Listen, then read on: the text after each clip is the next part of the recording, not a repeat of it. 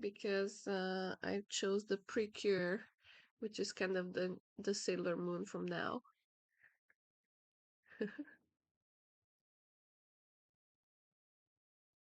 I used to watch Sailor Moon, but now it's Precure, I guess. This is the new hype thing.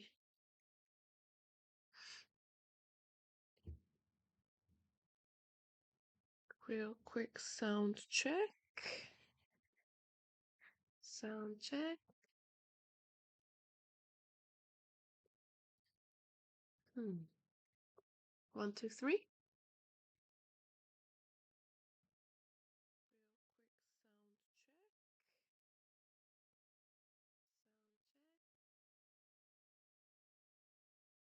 I might have to make the desktop audio louder. Let me see. Okay. When someone's attacking and someone else is defending, there's an actual clash of interests here, when neither side wants to compromise, and then the real hand-to-hand combat begins. The stones get twisted and mixed up. It's a real brawl on the go board, which we call a capturing race. And it looks a little something like this. This position is taken from an actual game. Yeah, I have to turn the sound a bit up. Brawl on the go board, which we call a capturing race. And it looks a little something like this. This position is taken from an actual game. And I've removed all of the unnecessary stones. So this is one big capturing race between brawl on the go board, which we call a capturing race. And it looks a little something like this. This position is taken from an actual game. And I've removed all of the unnecessary stones. So this is one big capturing race between Okay, that's better. these white and these black stones. And I know what you're thinking right now. Whoa, whoa, whoa, whoa, whoa. I thought this was supposed to be deeper into the fundamentals of Go, but that's way deeper than I'd ever imagined it would be.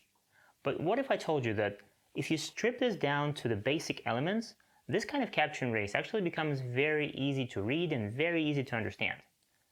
You don't believe me? Well, let's go back to the basics then.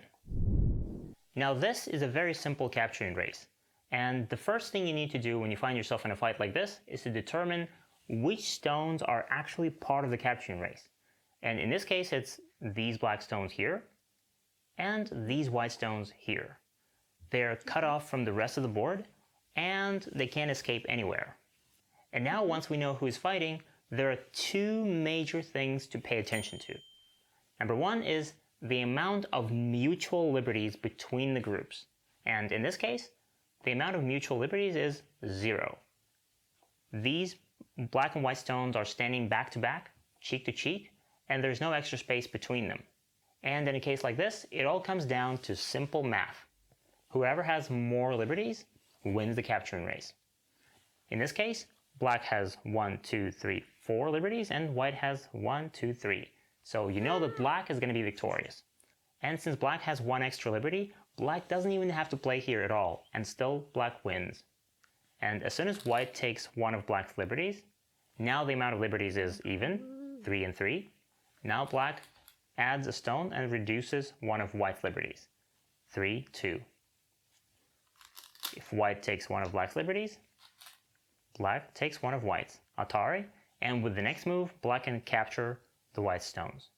That was surprisingly simple, right? And now let's see what happens if there is one mutual liberty between the stones. And guess what? In this case, nothing really changes. Whoever has more liberties wins the capturing race. So right now, black has 1, 2, 3, 4 liberties, and white has 1, 2, 3, 4. They're even, so whoever starts right now wins this. So if black plays first, black will reduce one of these liberties, and one more, and one more, and this is Atari. Black captures white first. Oh, there's one little thing you have to look out for here, and that's approach moves. What is it? Now this position looks exactly the same as before, but it's a little bit different, because now black has this point. And if you count liberties for black and white, it seems that white has 1, 2, 3 outside liberties, and black has only 2. So white wins, right? But no. because if white wants to take this point, because of the special properties of the first line, if white plays here, black can capture this stone. So if white wants to take this point, white needs to play here first, and this is an approach move. And then with the second move, white can take the point. So this kind of point equals 2 liberties, even though it looks like 1.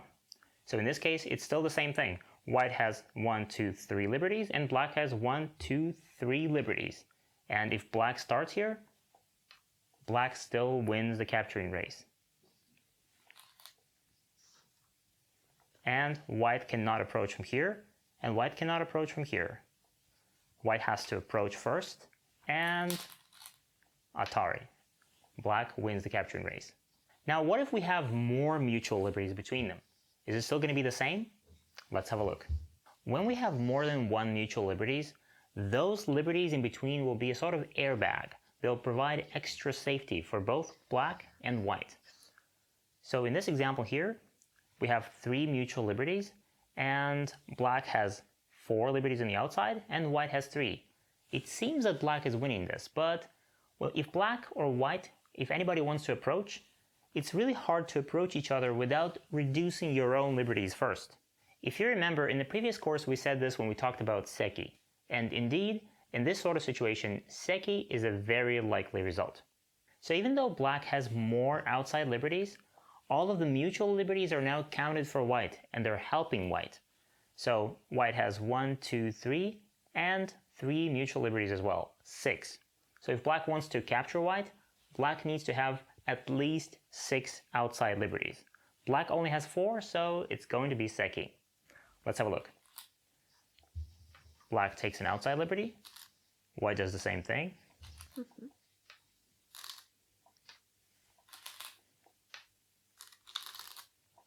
And if black now tries to go for the kill, once black takes one of those liberties, you see that black cannot approach anymore. Only 2 liberties are left, and it's a Seki. So the first major thing to notice was the amount of mutual liberties.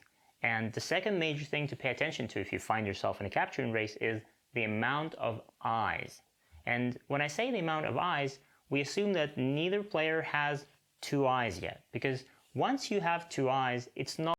Yeah, yesterday I had a lot of trouble with the capturing race when I played with my husband, and then I lost a lot of points there because he was ahead, and I didn't like it. Nope. No longer a capturing race. It's now a hunt, because 2 eyes just give you this magic wand of omnipotence and invincibility, and you can no longer die, but your opponent's stones can. So we assume that the amount of eyes should be somewhere in the range between 0 and 1. In all of the examples before, neither player had any eyes. If both players have an eye, it's going to be almost the same thing. If there are no mutual liberties, then it's a math problem. And if there are some mutual liberties between the groups, then the Seki is going to be the most likely result. But what if one player has an eye and the other one doesn't? Then there's a very important principle to remember here, and that is a group with an eye is always stronger than a group without eyes. You can't even imagine the amount of power and control this one eye gives you. Now let's look at this example here. In this capturing race, white doesn't have any eyes and black has 1. And this one eye transforms black into a liberty magnet, because now black attracts all of the liberties and counts them for himself. So in this case, black has 1, 2 external liberties, 1 eye, 3, and both mutual liberties are also counted for black. So black has 5 liberties here. And white only counts the outside liberties, 1, 2, 3. So black has 5 and white has 3. Black wins this capturing race hands down. But let's see what happens if white decides to attack first anyway. So white takes the outside liberties. Black does the same thing. And white tries to approach, but Atari. This is how difficult it is to approach a group that has an eye. So just like before, if your group wants to stand a chance against a group with an eye, you have to have a lot of outside liberties. At least the same amount as all of black's liberties here. So black had 5, white had to have 5 outside liberties to fight. Also notice that if one side has an eye and the other side doesn't, Seki is completely impossible.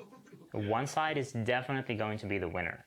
Now if we go back to the very first position I showed you, which seemed so complex at the beginning, it becomes a lot easier to handle right now once you're armed with all the principles and the rules and the knowledge.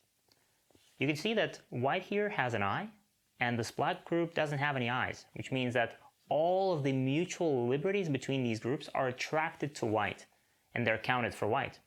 So white here has 1, 2, 3, 4, 5, 6, 7, 8, 9, 10, 11, 12, 13, 14, 15, 16, 17, 18 liberties.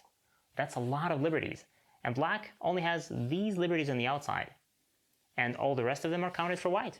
So even if black starts filling some of white's liberties, white doesn't even have to respond here. And as soon as the number of liberties gets closer, white can simply fill these liberties on the outside and still win the capturing race. But let's play it out. Let's say we start with the outside liberties.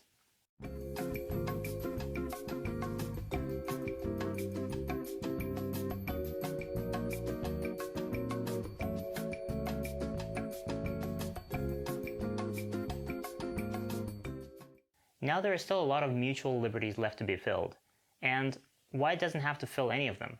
White only needs to make sure that black doesn't have any eyes here. So even if black makes a lot of moves in a row and fills these liberties, no eye,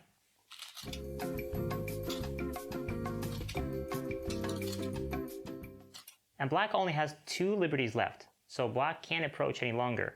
White has an eye, so these black stones are dead. At any point, white can Atari and capture them. Now, if we go back, once you know the principle eye versus no eye, and you realize that white here has an eye and black doesn't, you know that white has so much more liberties than black. So with this principle, you can read this capturing race in a matter of seconds. Isn't that just beautifully simple? By the way, you can also watch these lessons on our platform, gomagic.org. Except there, you'll watch them with interactive quizzes right within the lessons and practical exercises right after them. And if you enjoy watching these Go videos and you don't want to miss others like this one, go smash that like button, subscribe to our YouTube channel, and this is Go Magic.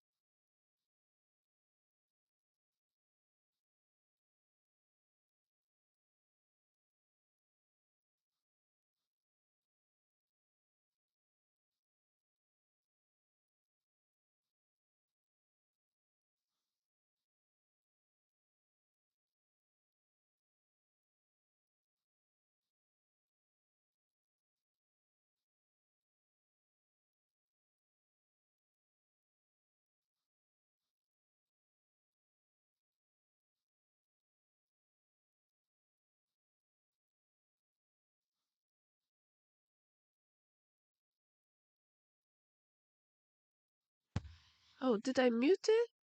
Oh yeah, I was muted. I was muted. Oh, did I mute it? Oh yeah, I was muted. Typical rookie mistake. Okay, so I had an account here. Let me try to log in. I think I had an account.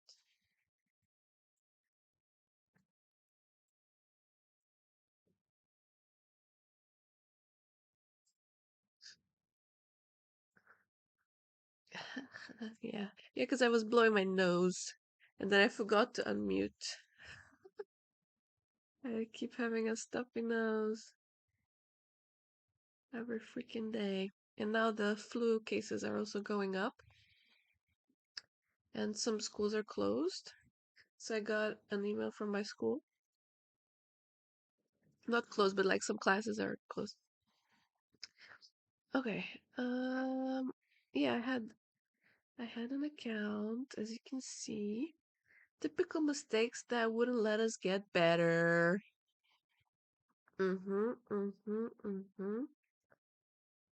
Yeah, let's see. Take this course. It's for free. How do I take this course?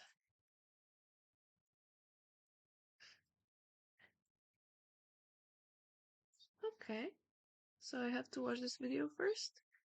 If you're feeling stuck somewhere in the double Q digits, yes, it might be because you keep making the same mistakes without realizing it. Let's try to correct some of those mistakes. There's a sequel to this course, Typical Mistakes 2.0, for which probably I have to pay. Suitable for 20 to 10Q players who know the basics of Go well. Alright, let's level up. In this course, we'll talk about some of the typical mistakes that Q players often make, ranging from absolute beginners all the way to the single digits, maybe about 6 or 7 Q. And when I say mistakes, I don't mean those reading blunders, like when you're trying to read a life and death situation, you miscalculate and some of your stones die. To fix that, you probably need to do more life and death problems and play more games to gain some experience. What I'm talking about is mistakes in thinking, mistakes in understanding of the game. Those things are usually quite easy to grasp and easy to correct, and yet they always seem to be there to haunt us in our games. They're like big and small obstacles, Spooky. stumbling blocks in our way of trying to Halloween get is better coming in Go. soon too. So hopefully, once we get rid of them, once we extract them from our games, it'll become a lot easier to make progress. Let's extract them. So without further ado, let's look at those nasty little mistakes. Let's look at them. Okay, so how do we look at the nasty mistakes? 3 lessons, 3 quizzes. Automatic Atari. Uh-oh. Automatic Atari. What's the first thing you learn when you start playing Go? Probably how to place the stones on the board and how to Atari. Atari is one of those things that feels so nice and satisfying. You're attacking, your opponent is defending, you're feeling powerful, you can do it over and over again. But is it always that good? Let's see this game right here. Both My layout. The layout. Every time I'll have to fix the layout. OBS has to come up with something like screen, follow, catch, whatever. Or wait, maybe if I make this big? Ah, but then it's too big. Yeah. Okay, hold on. Hold on.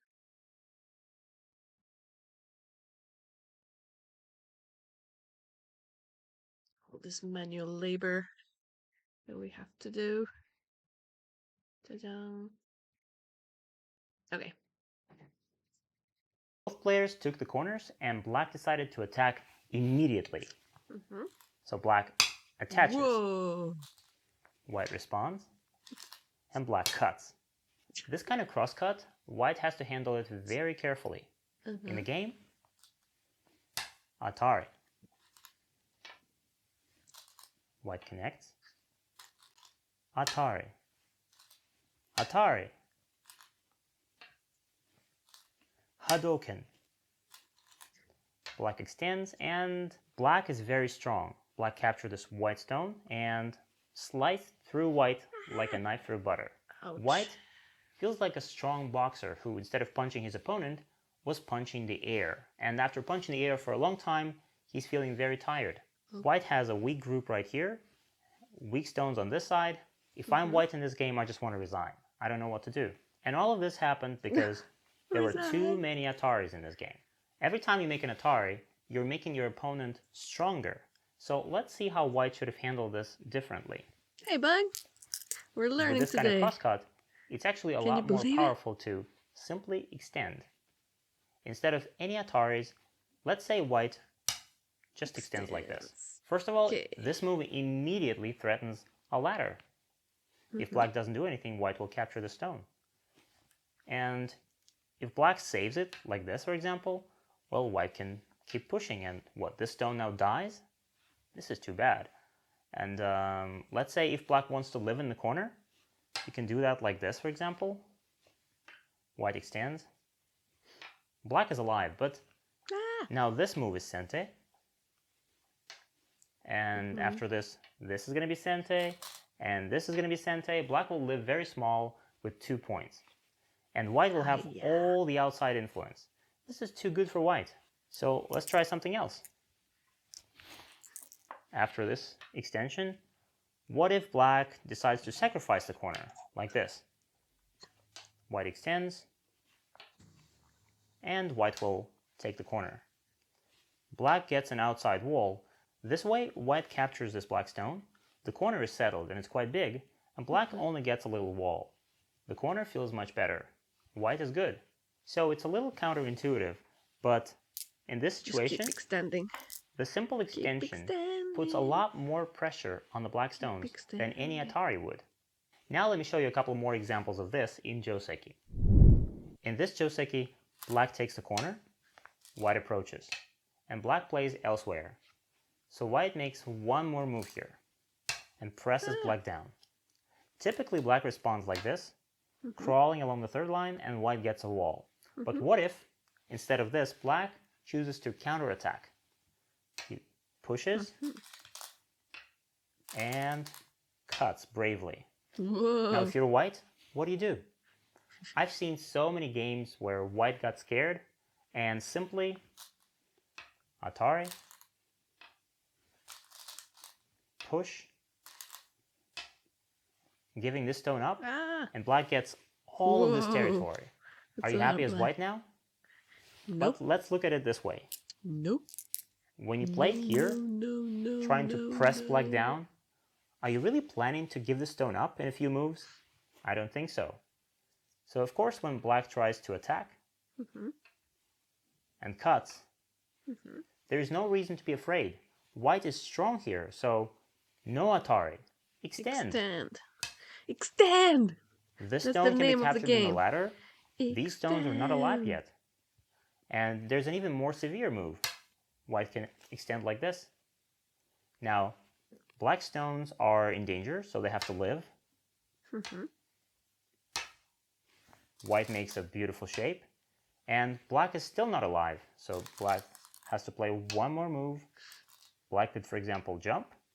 And now, black could, of course, escape with this stone. But it's not going to be... Play on the 5th line. With the black or what? So they played here on the 1, 2, 3, 4. Here on the 5th line. easy. And white is feeling strong on both sides. Now let's see another star point Joseki. Let's say black takes the corner. Let's watch this one more time. So no Atari. Extend. Extend. This stone can be captured in the ladder. These stones are not alive yet. And there's an even more severe move. White can extend like this. Okay. Now, black stones are in danger, so they have to live. White makes a beautiful shape. And black is still not alive, so black has to play one more move. Black could, for example, jump. And now black could, of course, escape with this stone, but it's not going to be easy. And white is feeling strong on both sides. Now let's see another star point Joseki. Let's say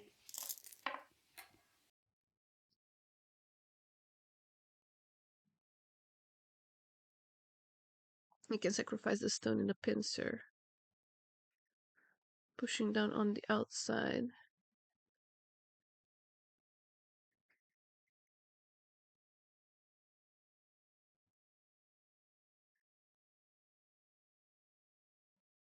Oh, you do the 5-4?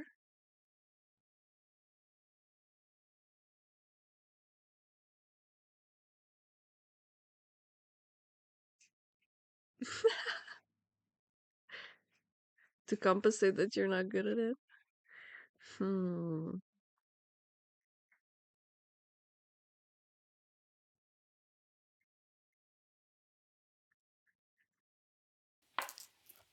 black takes the corner. Okay. White approaches. And white attaches here. Typically, black plays like this, white connects, and black gets this side and white gets the bottom. But what if black cuts here? This is a bit of a trick move. And if white simply Ataris automatically, black will give it up. Yeah, better to connect the whites. And descends like this. This is a Ponuki, so white gets a very good shape. But black gets a huge corner, and this corner is actually bigger and better than this Panuki. Right. Black can even Atari like this to make it safer, only because this Atari works. This stone cannot escape. If white tries to run, black blocks. So what was a better move? Connect the whites. Connect the whites. When black cuts, here. Once again, a much better option is to connect here. Now, black has to take the stone in the ladder, which is again a liability, so black will probably need to add one more move when white gets a stone in this area, and white takes the corner. This is an even result. Yeah. When I see someone who plays every Atari automatically, I think of a nutcracker. A little nutcracker who only cracks nuts. That's what he does. He doesn't do anything else. And that's how some players play every Atari Mr. without Go giving it much Magic. thought. But that's not what Go teaches us. We have to adapt and improvise in different They situations. just call me a nutcracker. So if you can see that you can capture some stones with Atari, play it. But in some other cases, when Atari doesn't do you much good, don't persist in playing it. Let's see one last example. This is another Joseki that you've probably seen many times before. Black attaches and pulls back. And usually white connects like this or like this, but there's an old-fashioned move here. Oh, yeah. It would be a mistake for black to cut right now, but what if black cuts? Do you want to extend? Well, actually, in this case, it's a lot better to Atari. White has a helping stone right here, so when white Atari is in this direction, black has to bump into this white stone. And one more Atari, and black is captured in the ladder. This is a great success for white. But even if we imagine that black has a stone in this corner, so the ladder doesn't work, it's still very good to Atari. Atari like this, black bumps, and now we have to realize that we don't have to save everything. This stone is not very useful, so white can Atari from here. Maybe even one more Atari. And protect the cut. Now black got a few extra points and captured one stone, but white built a beautiful wall on the outside. This variation feels very good for white. Remember, don't Atari everything just because you can. Don't be a nutcracker. If you see that Atari gives you some immediate profit, if you can capture some stones, sure, you can do it. But if not, maybe a simple extension is going to do a much better job. but I understand that sometimes the temptation to play Atari is just too big. So here's a little something that can help you with It that. is. It's a mini game called Atari Go. Oh And I suggest you yeah, start playing this on a 9 by I 9 did and play if this that feels too small, you can go to 13 by 13. Atari quiz. You place a cross cut like this in the middle of the board, black to play. The point of the game is to capture one stone of your opponent. Whoever captures the first stone wins the game. It's that simple. But you will soon Mm-hmm. discover that it's a lot easier to capture your opponent's stones if you don't Atari immediately. So play around with this game, have fun with it, and now it's time for you to go to the practice section to solve some Atari or extension problems. Okay. But then, why is this not completed? I have to go to Atari quiz. Atari quiz, where are you? Okay, wait a minute. Can you see it? No.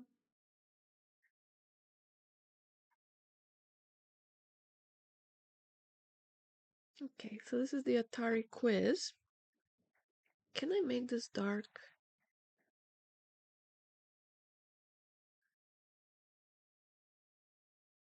So you guys are not blinded?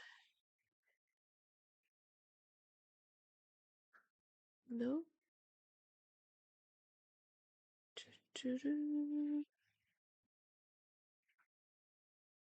Nope. Okay.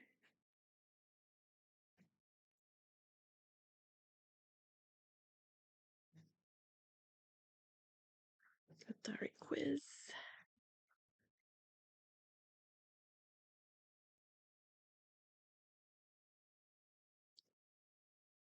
Quiz white to play. Okay, I'll fill my cup and then I'll be back.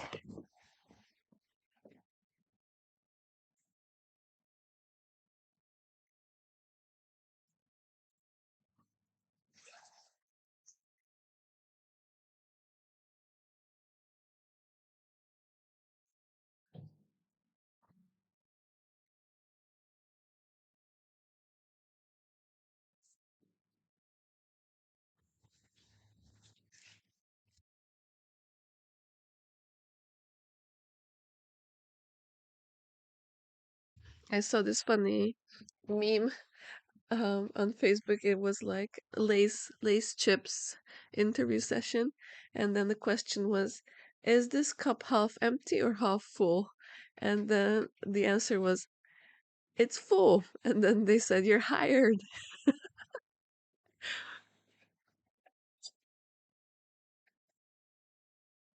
Okay, Atari quiz. White to play A or B? A. We just learned we have to extend.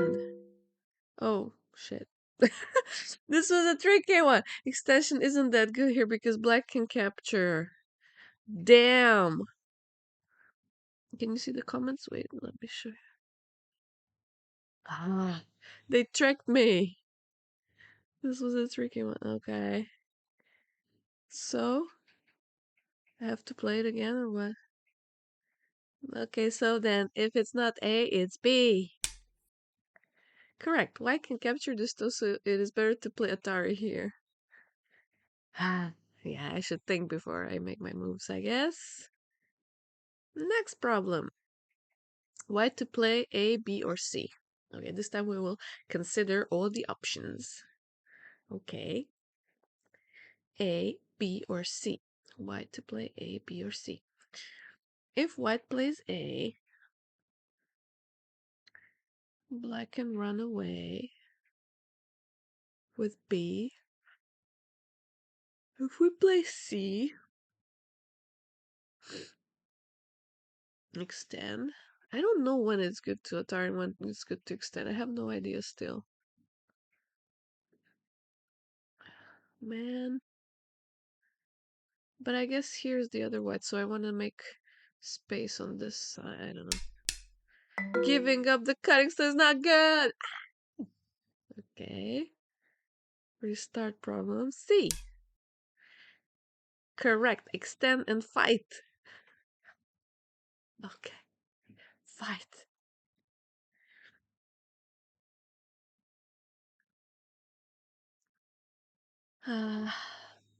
Next. Black to play A, B, or C. A, B, or C. Black. They could Atari, but then white will extend. Or they could extend here and then they have this beautiful area here.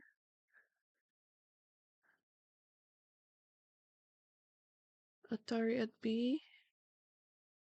Atari at C. Atari at B, white extends at C. This one is gone.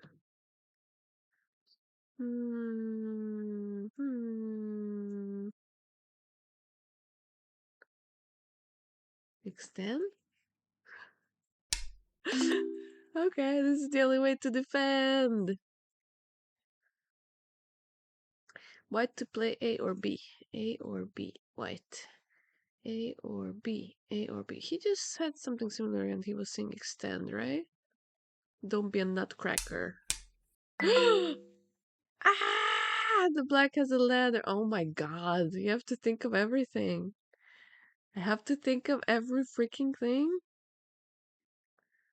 Okay, so it's not B, then it's A. Oh man, I'm never gonna learn how to play this game. Black to play. Choose the right option. Black. A, B, or C? A. A. This guy, we can connect with these and make some space here. B. White will just run away. C. White will come this way. A. Black to play.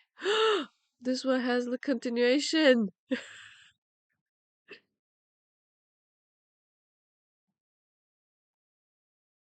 you put the opponent in a single liberty position, you have a winning ladder. Okay.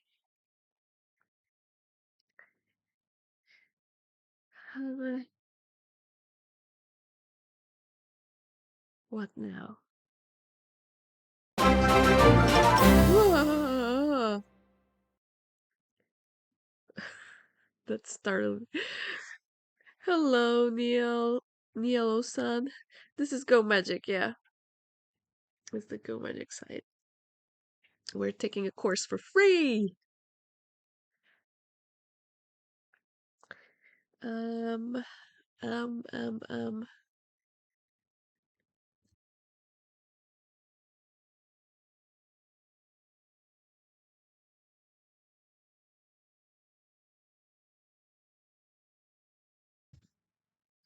I don't know. Extend? Ah. Show solution. A, Y, black to play. Naruhodo. Wait, I have to put my volume down so I don't get scared by the followers.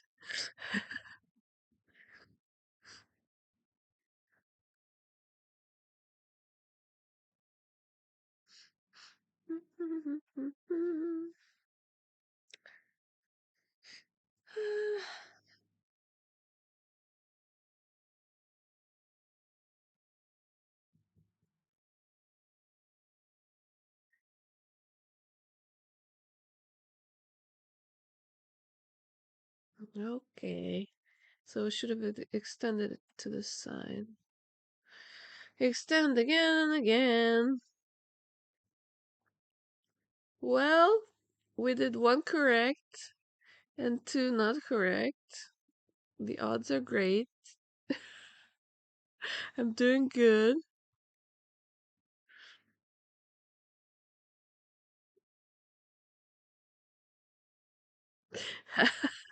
You don't understand the interview questions? Yeah, I guess. People don't know why they ask those either. It's like not that you can filter people easily. But I guess the lace question was because, the lace chips are always half empty and half air. And then people complain about it. But then if you're a lace employee, then you can say, no, it's all full. Okay, I don't know. So what should I do now? Just go to the next video or try it again? Try the Atari quiz again? Are they gonna give me different ones? Let's see. Let's try the quiz again. Let's see if at least my memory. Oh, but the order is different. You mentioned go? Well, what are your hobbies? Go. And they're like, you want to go where? Or like you want us to go? Are you telling us to go? Or what? Do you explain them what go is though? Or you just say go? Okay, so white, we said, what was this? I already forgot. Atari, right? Yeah, okay. Next. And here, white. Was this a tricky one too? Wasn't this black before? Ah!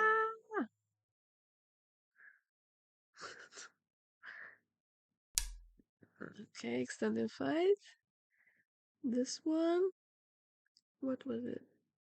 I was doing A and then extend here. Okay, I remember this one. But I don't think it's helpful because I just remembered. And then this one we had to. Okay. Ooh, it's upside down. Oh no, this was also. But the order is different, huh?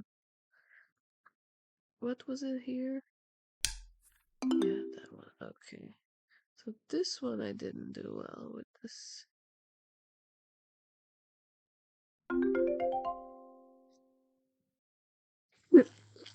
I passed the quiz? I can continue the course?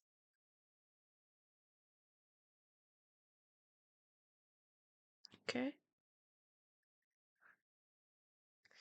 Yay! It's a green tick. You guys cannot see it. But I have a green tick.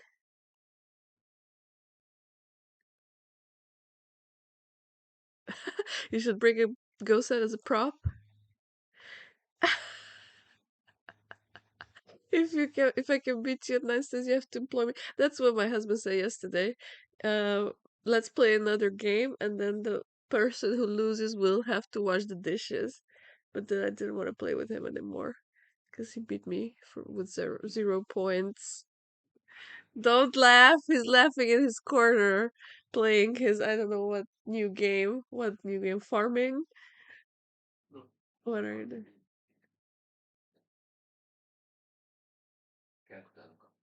Character game. What character? What? Precure? By the way, Buckingham, do you know Precure? Do you guys know this character that I'm cosplaying now?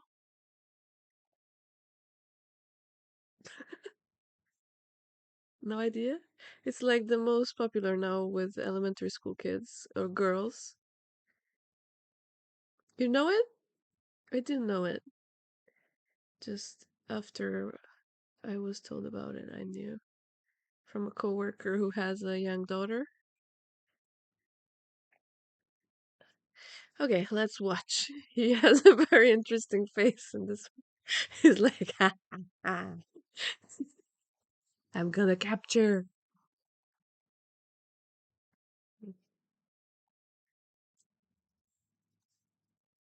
In this lesson, we'll take a look at a couple of pseudo techniques that look like real Tesujis, except they don't really work. They look like something you might have seen in a Go book, but it's a tiny bit different. So this is a game played by two beginner cue players. It's White's turn, and White decides to cut, quite reasonably. Atari. White extends. And now Black really wants to try and capture these two white stones. So Black finds an astonishing Tesuji. Black attaches. It seems like it could work, but it doesn't. White is moving out, and White has 3 liberties. So this move is like throwing yourself in front of a moving train, as in it's highly dangerous and it can hardly lead to a good result. Of course, now white can push in any direction. Black will probably have to save this stone and then push here. And even if black now makes a good shape, it feels like black has too many weaknesses. For example, white can push inside, cut, and it feels like black is going to collapse. So if you're planning to make a big Tsuji like this one, I suggest that before you do, you read one move ahead. You ask yourself, do I see how this move captures white? Do I see how it works? And if the answer is I'm not sure or I don't see that, then maybe you should consider a more conservative option. For example, in this position, black shouldn't worry about this cut. If white cuts here, black will capture this stone in a ladder. So the only thing that black should worry about in this position is this cutting point. Right now, black should probably protect it with something like this. This is a shape move, and now white will have to escape into the center. This feels very nice for black. And now let's see another example. In this game, black is doing a pretty good job. Black made some big territory on this side, and this white group is in danger. Right now it's white's turn, and white takes care of these stones first. Black immediately counters this with a Tsuji. It looks like a net. It feels like a net, but let me show you what a net looks like. It's this move right here. This white group only has 2 liberties left, which means that this black stone captures it efficiently. This is a net. Now let's go back to the game position. This white group has too many extra liberties. So of course white can play here, or white can push and cut. And there's no way for black to capture these white stones. Playing this kind of net feels like going hunting with a rifle that is broken, or that simply isn't loaded. When you're out there and there's a bear jumping at you, it's already too late. Before you go into the wild, you have to make sure that your rifle is all set and ready to go. So in this position, black should realize that his rifle, or his net, isn't really working properly just yet. So there's no reason to play here right now. Instead, black could think about defending his territory like this. Or maybe trying to attack these stones in the middle by playing here, for example. And black could always come back to attacking these stones in the future. This is the same game continued, and black is still doing good. Black lost this corner, but black is now chasing these white stones into his moyo. White is trying to escape, and black tries to capture them using the same Tsuji. And once again, white has too many liberties for this Tsuji to work. I'm not saying that this move necessarily fails and loses the game. Black can probably still capture white, but now white gets more chances to resist. White will push, push again, and now Atari. Right now black can probably still connect here, let white capture the stone, and this is going to be a false eye. But black connects here, white plays this double Atari, and now it really looks like white is safe. But all of this really wasn't necessary. But look at this position once again. White is trying to escape, but the magic where exactly? There are black stones all around. So even if black doesn't make any surrounding moves, it's going to be very difficult for white to live here. And if black simply takes care of his weaknesses, for example, connects here, now white will have to live somewhere in the middle, being surrounded by all of these stones, and that's going to be impossible. White will die. My advice for this kind of situation is very simple. Try to read 1 or 2 moves ahead, and if you can't see how Tsuji works, it probably means that it doesn't. So don't take that broken rifle with you. Make sure it's fixed and loaded, and while it's not, just play a safer and more peaceful move, and you will probably avoid all the danger. And now let's practice. Oh man, the practice is next step. Practice, practice, practice. Probably first time I'll screw it up. Be prepared. White to play A, B, or C.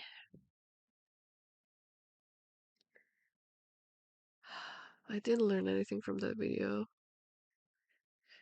A, B, or C. A. This shape doesn't work here. Black escapes. Ah! B? Okay. How to handle the 4 marked stones. I don't remember anything from his video.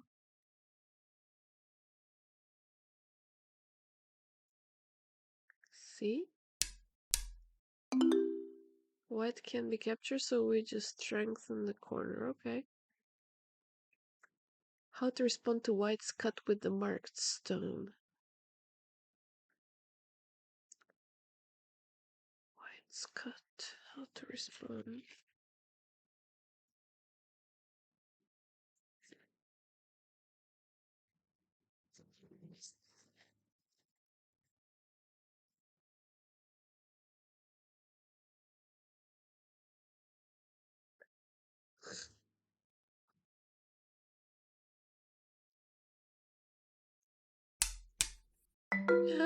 The idea is good, but there's a better move.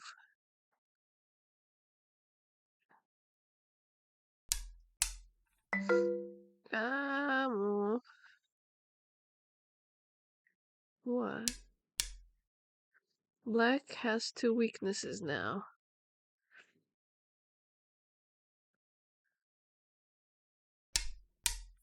Doesn't seem right. Ah!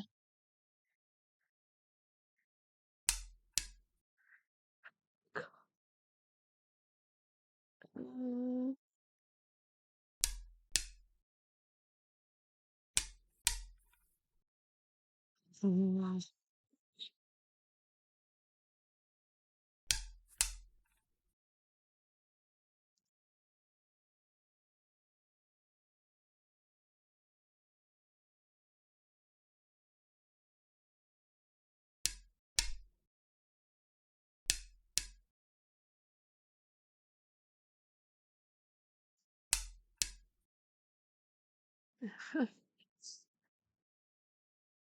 Just keep running.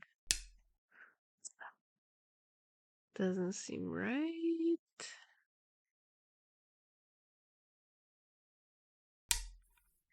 Doesn't seem right. Ah! I restarted.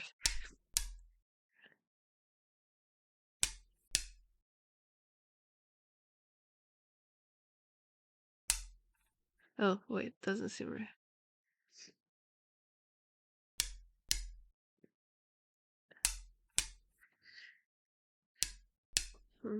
And then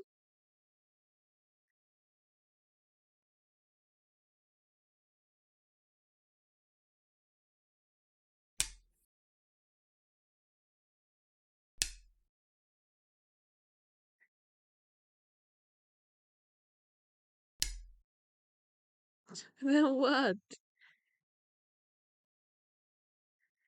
Name of video. Hello, Viking, it's Magic Go.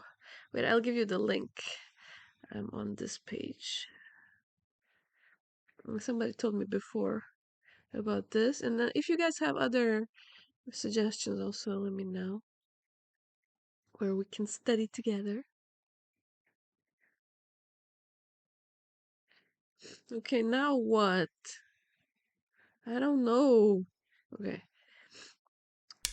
Okay. White is too strong. White is too strong here. It's impossible to capture that stone. Just defend the corner. What? This was the correct answer. Okay. White to play. How to respond to black's cut with the marked stone.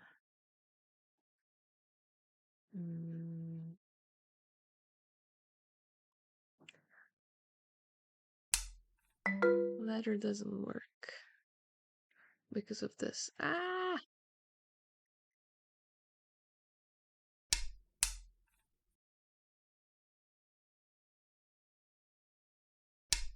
Whoa!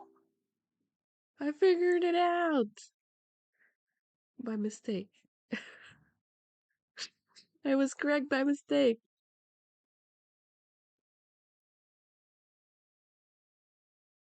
The bear video? What? What bear video? I should do a blitz game. I don't like blitz games. They make me anxious. What to play? Is there a Tsuji here? I guess that's why you're asking, so there should be. What is in trouble? Ah! It was here, right? Wait, he was saying here. No. Uh, what was he saying?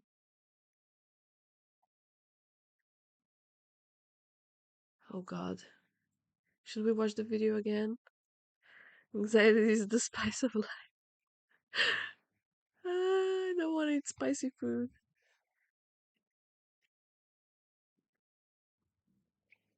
Hmm.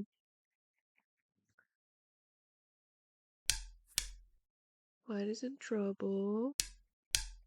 This doesn't seem right. This doesn't seem. White is okay. How about here? White to play. Oh! Doesn't seem right. Here.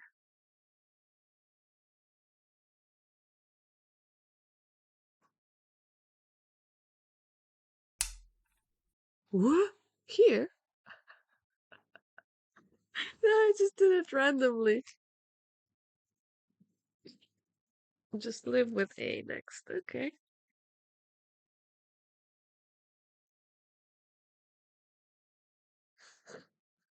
Can black capture the marked white stones? Yeah. That's why you're asking me to do it, right? White will escape. Ah! White will escape. Ah! Hmm?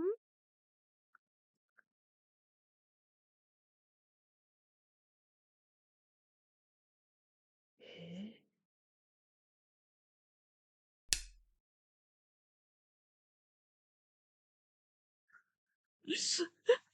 They're like, what are you doing? There wasn't even an answer for them.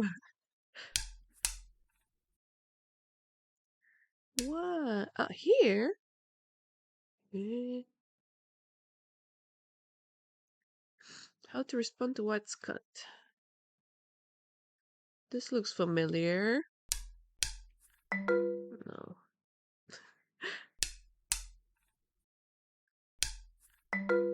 Ah. Is this from the previous one?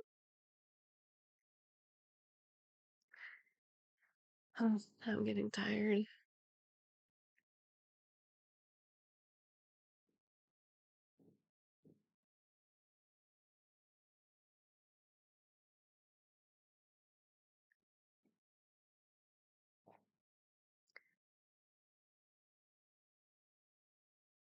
White to play A, B, or C? Hmm.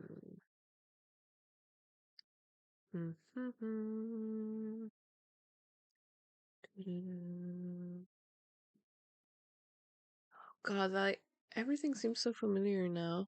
I got everything mixed up. A, B, or C?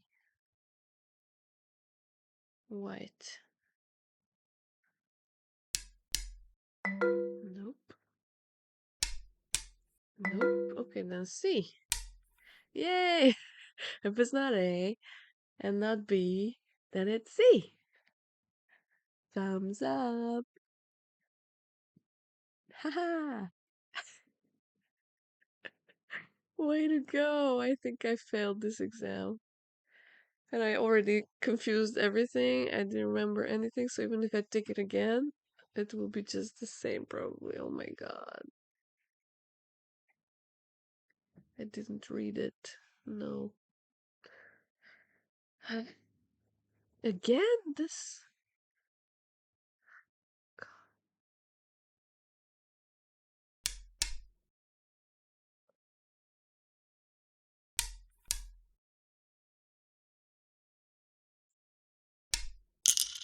Oh no.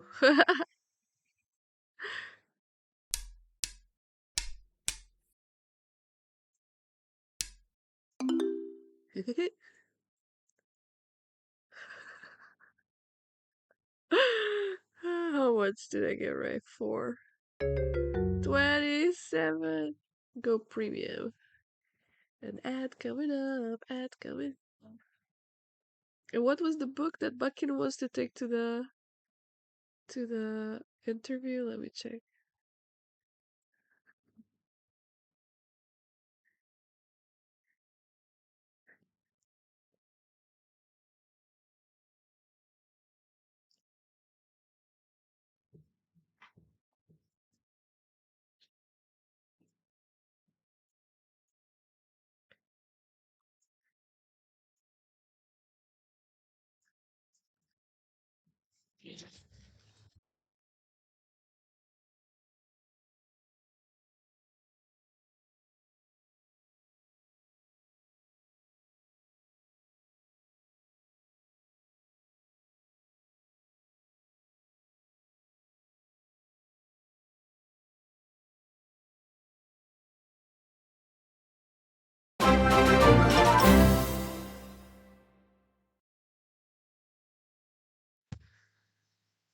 Hi.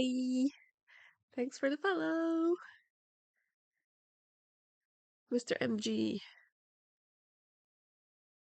What's with the ad? This okay. An ancient game. How to win in competition. Yeah, I guess everybody would like this. This is Buckin's book.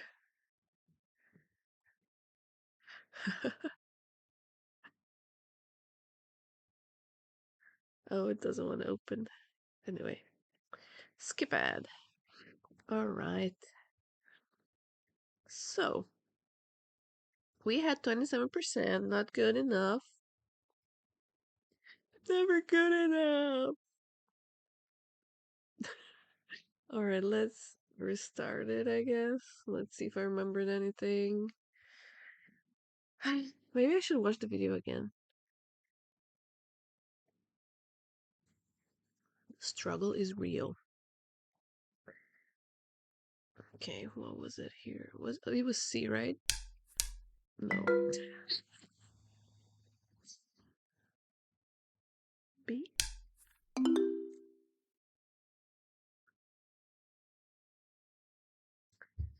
How to handle the 4 marked stones.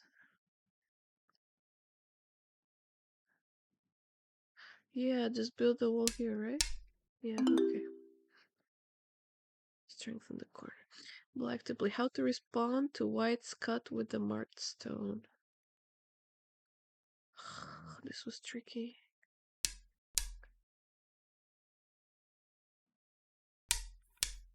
Ah.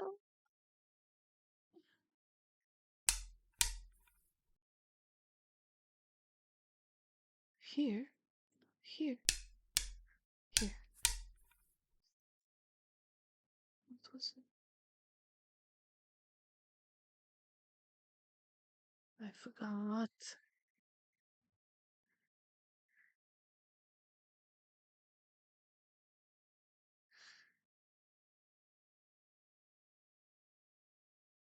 Did we run? We kept. But that was wrong, right? You can run from the past or learn from the past. What did I do? Nope. Okay, let's see this.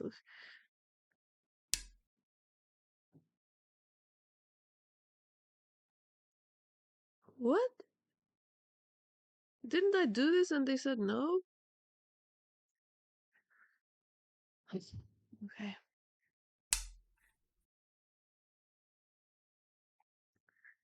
Black's cut. How to respond.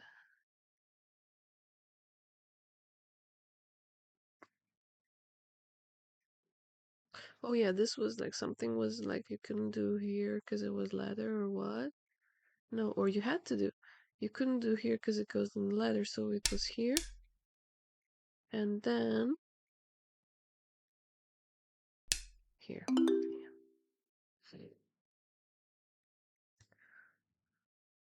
Okay, at least we got that one right. You can see. You can see here. 3 greens, 1 red. But from now on, I have to get them all right to pass, I think. Which is. Ugh. white to play. It was C, right? And then did I no, something like here. No.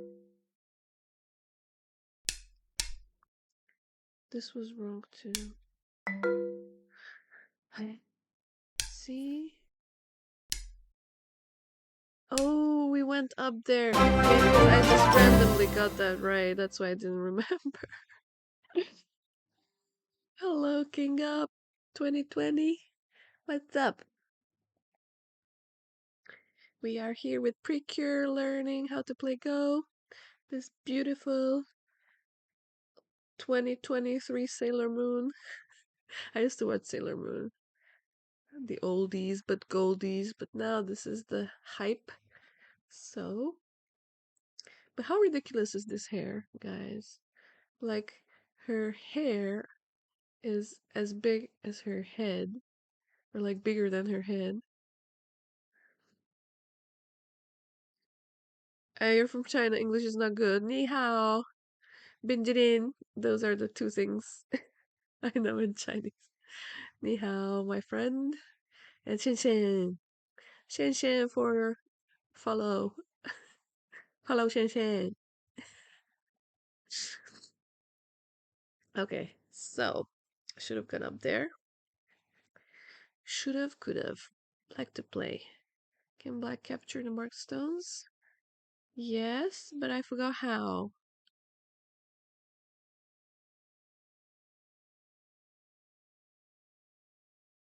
This was not good. This was not. Ah, this was good.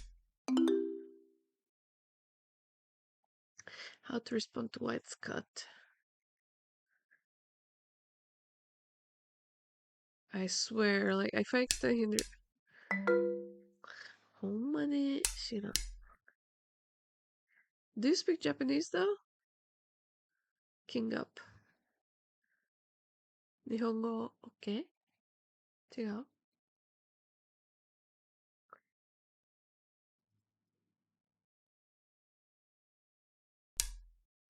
Nope.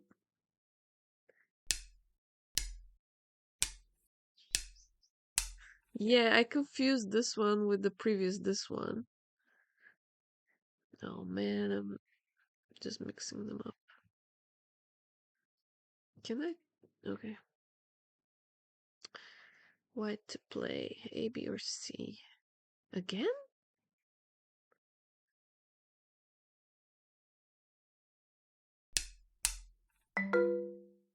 Black escapes.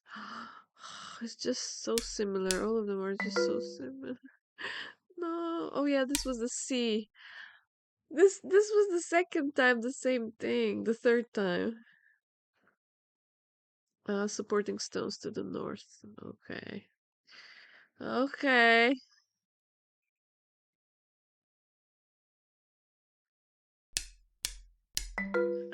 This was a different one. Oh, I don't know, guys. Should I quit? Should I give it up?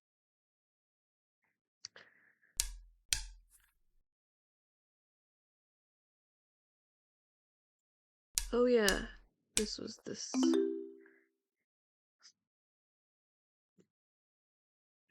Please let me pass. Oh no, not good enough.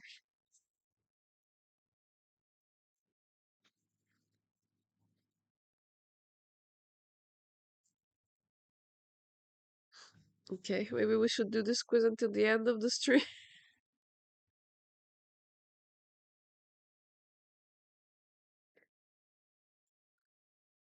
Maybe if I do it enough, I'll notice the differences between.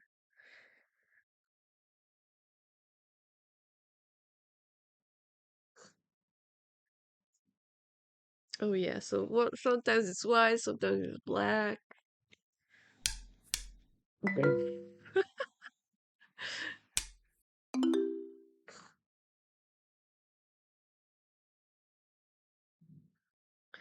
Black to play. Strength in the corner. At least this one I remembered. Which one is it? Okay, I was lucky. I have to respond to Black's cut. How to respond to Black's cut. Was it this?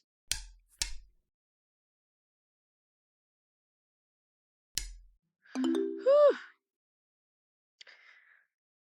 Okay,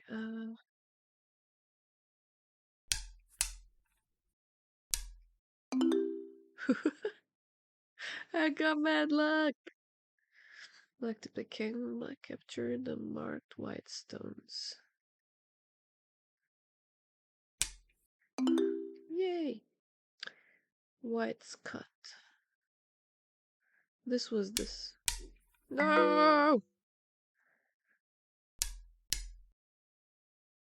It was outside? And then here. Whew, I did it!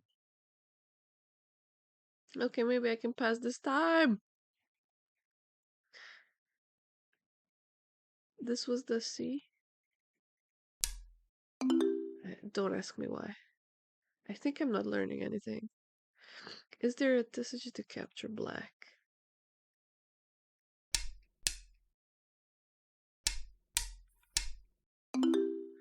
Yay! 100%, but still clue. Oh, 88, because I tried again. Okay, I will take that. Continue our course.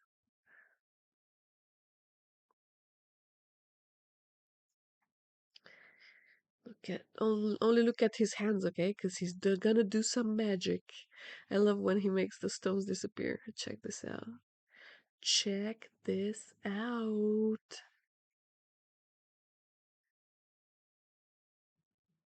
This mistake that we're about to see is not very big. It doesn't kill any of your groups, but that's what makes it so annoying. Because you will see this happen in so many games. Deadly. It only loses a few points, but let's fix it anyway. Let's have a look. This is a game played by two 8Q players. It's White's turn, and White decided to attack this corner, like this. Black responds. Now in this lesson we're not talking about the fact that these moves that Black and White make on the second line are played too early in the game. There are plenty of big points on the sides to be played, but we'll talk about this in a different lesson. Right now we are only focusing on this shape. Right now this white stone is in danger. Black can cut, Atari, and capture it. So White needs to defend. But there are 4 ways of defending, A, B, C, and D, and all of them seem to work, but not all of them are the same. So in the game, White played like this. Black threatens the stones again. There's a weakness.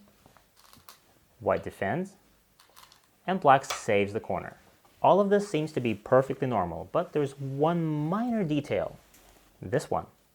This descending onto the first line is a typical mistake. What's wrong with it? It protects my territory? It protects the first line? Why is it bad? It still leaves a weakness. And when Black plays here, protecting the corner, White now is forced to defend once again.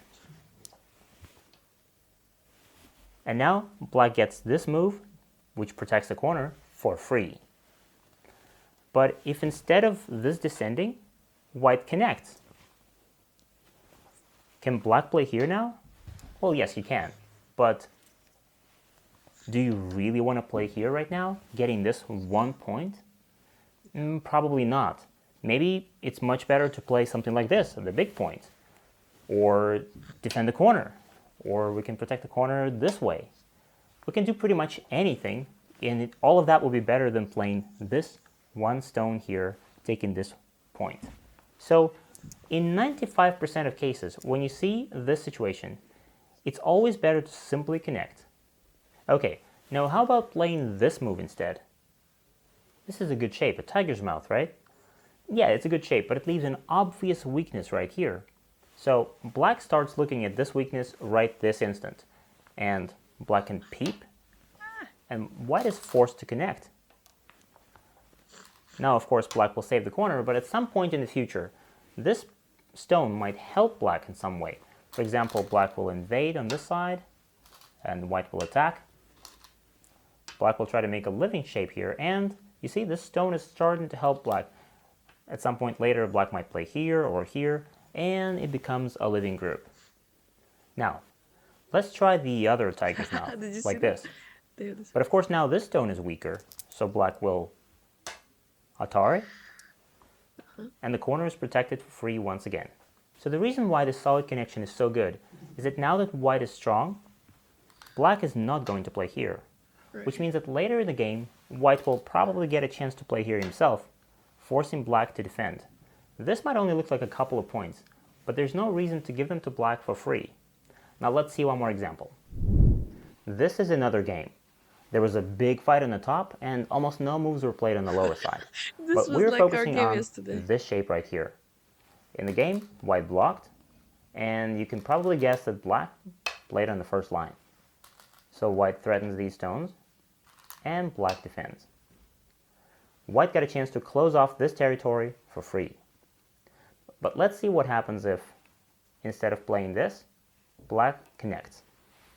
Now white doesn't have a chance to play here anymore. This is now Gote, and it's not such a big move. So white will have to play somewhere else, which means that much later in the game, black will probably get a chance to play here. White will have to defend. Black connects. White connects. And white loses these points.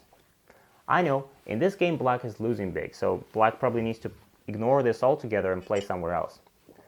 But in some other game, this little endgame could decide the outcome. In the same way, if instead of connecting, black plays like this, white will get a chance to Atari and gain some profit. If black defends like this leaves a weakness once again.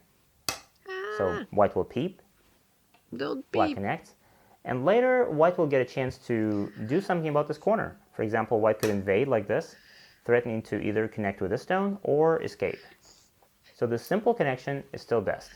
This descending move is so Hello, popular, exploding it seems like it's played by AK. so many people, and here's me telling you that you should never play it. So let me show you a position where it actually works. This is the very beginning of another game. Black and white just played the simple Joseki here, and the sequence you're about to see is typically played some 70 moves later in the endgame. Right now it's still early opening, and black and white should take some big points. But in this game, they decided to play this endgame sequence. So white pushed, and black defends, and now white threatens to capture this stone on the second line.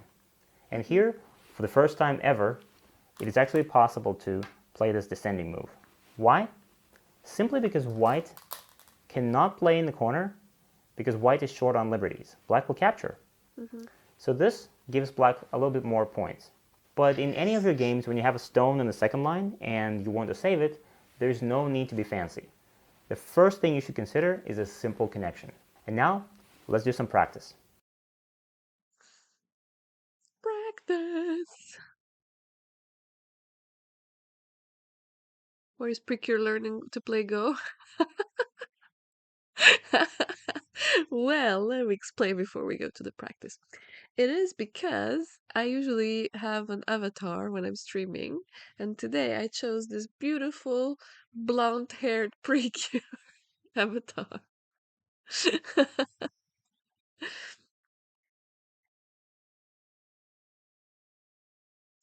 So, exploding AK. Oh, nice. You're kind of around my level too.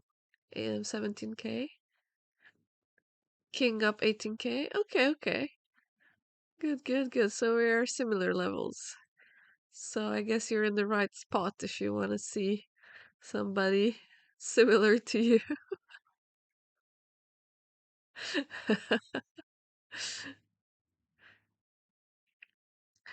All right, so let's see the practice part. Next step. So now I have to make solid connections, and that's about it, what I learned from this. How to defend the marked stone. To jump? Oh, but this is the corner, so maybe this time is good. Yes. A play, how to, but to play, how to respond to one.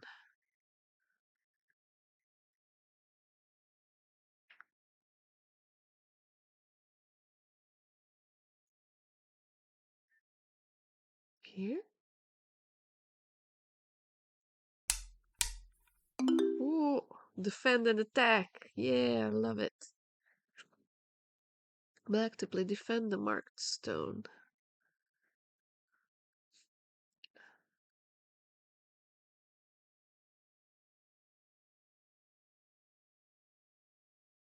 No, now I have to do the solid stuff, huh? Yay! How to respond to one.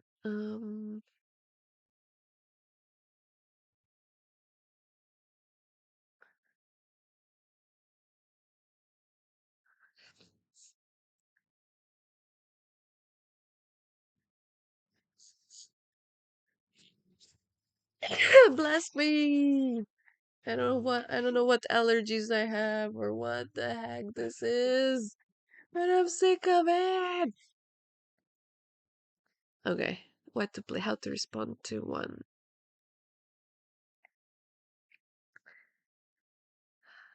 What to play.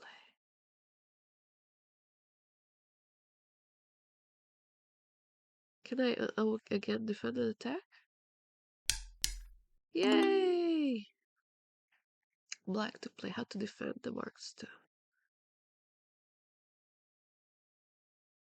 Yeah, it works again, right?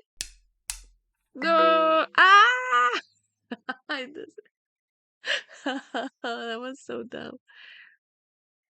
Yeah, just solid defense. White to play. Save the marked stone.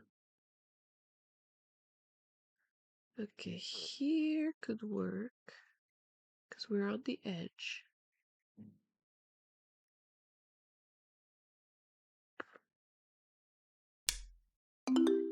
Yep.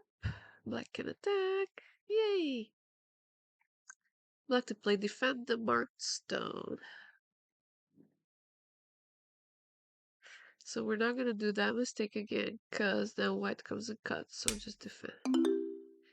Finish! Yay! First quiz I did from the beginning. Yay! Because this one I actually understood, I think.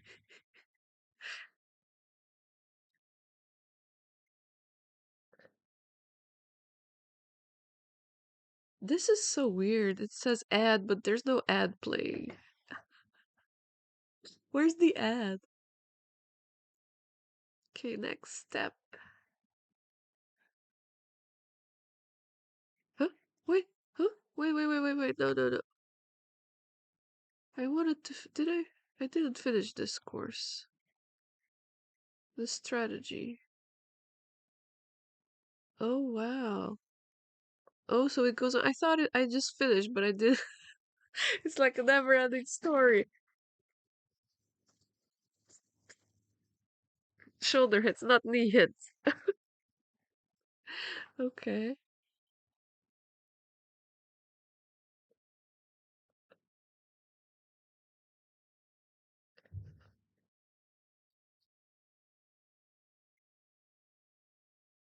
Good problem? Your bike. Hi, how are you? How have you been?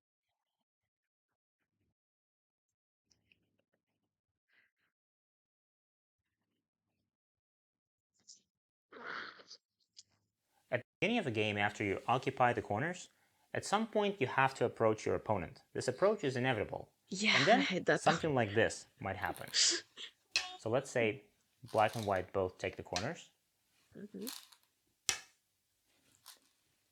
Then they decide to reinforce their corners like so. And then black decides to approach.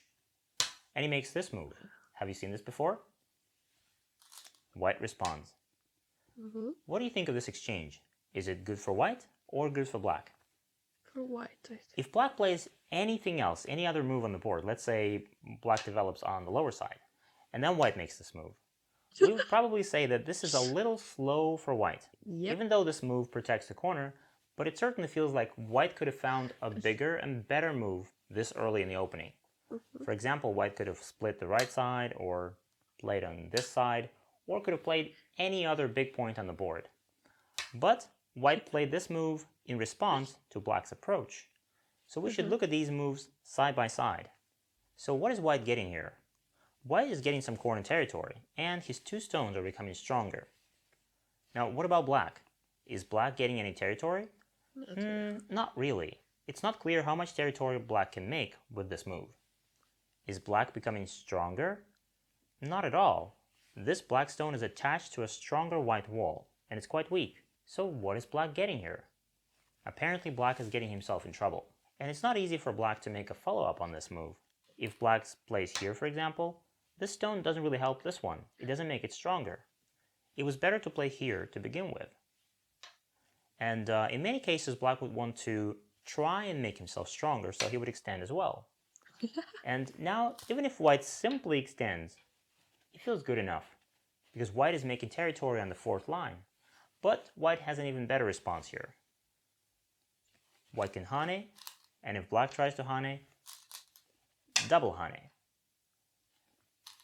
Now, black has to crawl, white can connect. This looks like a nice sequence for both, but actually, each and every one of these moves is losing something for black and gaining something for white. White has a great corner and very good influence onto the left side. Black has a much smaller territory at the bottom, and his shape still has a weakness. All of black's trouble started with this low diagonal approach. In the same way, if instead of this black chooses to attach, it might not seem very obvious, but any attachment always puts you at a slight disadvantage, and here's why. If instead of the attachment black plays any other move, let's say here, this black stone has 4 liberties. The stone is strong, but once you attach, you immediately have 1 liberty less. And if white chooses to attack, hane, now you have 2 liberties left. You have to respond. If you don't, white will atari, and this is too painful. So let's say you extend, and white connects. And this exchange alone feels very good for white. White is having more influence, more territory, and you only have 2 stones. And at this point, some of you might ask, but Vadim, strong players are making attachments all the time in their games. Does it mean they're making mistakes? Of course not. Especially these days, AIs have come up with a lot of clever and creative ways of making attachments. What I'm saying is that these attachments will often lead to crazy and complicated variations. And if you are a double-digit Q player, I'm not sure you need that kind of complications in your games. No, and I if you make don't. this attachment and something goes wrong, it could lose you some stones, or it could lose you the game. But if attachments are risky and potentially dangerous, then this kind of low diagonal approach is just bad. It's as if during the war, you take some of your strong ranged weapons and you put them close to your opponent. And now all of a sudden, all of your powerful cannons and javelins and stone throwers and ballistas are becoming completely useless because they're meant to be used from a certain distance. So playing this kind of low diagonal approach is like using your powerful long-range projectile weapons in a close combat melee fight. But if you need to approach, then you should keep a distance of at least 1 point between you and your opponent. So if black wants to approach this corner, he should play here. This is one small step for a stone, but a huge difference in the world of Go. This way, white doesn't get immediately stronger, and black doesn't get weaker. But I don't want you to go away thinking that every diagonal move is wrong by definition. So look at this position here. It's white's turn, and white is starting to look in this direction with a great deal of apprehension, because black is trying to build a huge moyo in this area. If black adds a couple of more stones, like this is starting to look like a big framework that could turn into an 80-point territory. So white needs to prevent that. And right now, white could approach the corner, invade this side, but white has one more move he could think of. Approach him like this. And this is a diagonal approach, but it's a high diagonal approach, which is sometimes called a shoulder hit. It's as if this stone taps this black stone on the shoulder from above. And now, what's black going to do? Of course black's going to respond, right? And now white is getting weaker, so what's white's plan? The plan is this, that white will jump lightly, and now something like this will follow. Black will probably wedge, atari, black gets stronger, and white makes a beautiful shape. White is forcing black to take those points along the third line. But the idea is that black will get the minimum amount of territory. And as long as white doesn't die here and then escapes into the center, black is never going to get all of this, the original framework that he was trying to build. And all of this became possible because of this shoulder hit, high diagonal approach. So this move presses black down and tries to reduce black's territory as much as possible. And this kind of reduction is actually very, very common in Go. So we'll definitely get back to it and talk about it in more detail in the future. But for now, let's just say that if instead of the shoulder hit in this position, white tries any other low diagonal approach, it would still be wrong. Let's say white approaches like this, and black blocks, and this is good for black. Black gets this territory, white gets a weak stone. If white approaches here, and black blocks, this is good for black. If white approaches here, and black blocks, black gets the corner, white gets a weak stone. Now if white wants to escape from here, black will gently chase white into the center while building this beautiful framework. This is perfect for black. So don't do this yourself. And if your opponent plays this move against you, whatever happens, don't ignore this. If you decide that it's not a big move and you'll play anywhere else, then you will turn this mistake into a good move. Now white will continue. No! And white gets a lot of points and steals your corner. Don't steal my corner. If you simply respond to it, then this punishes your opponent's mistake. Now you get a lot of points in the corner, white gets a weak stone, and you're getting the upper hand in this fight. And now that you know all of this, I think it's time to go and solve some approach move problems in the practice section. Let's get the upper hand. Come on, guys. Hello, first-time chatters. Hello, hello. Who do we have? Levi, the Dagu, and Herv3. And Carl plays Go. Hello. Welcome. Wavy, wavy. Here we go. All right. Let's dive into this. Are you guys ready? Next step. Ah! Thanks for the follow. Exploding AK. That was explosive. Shoulder hit quiz. Nothing. Refresh. Okay. So, ooh, ooh, ooh, ooh. Okay. White to play. How to attack black on the left. A, B, C, or D. Don't go too close, right? A. Yeah. White to play. How to respond to the invasion at 1.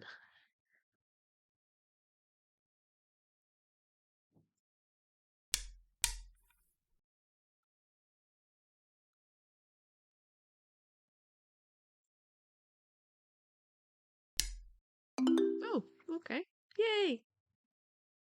Black to play. How to respond to white 1.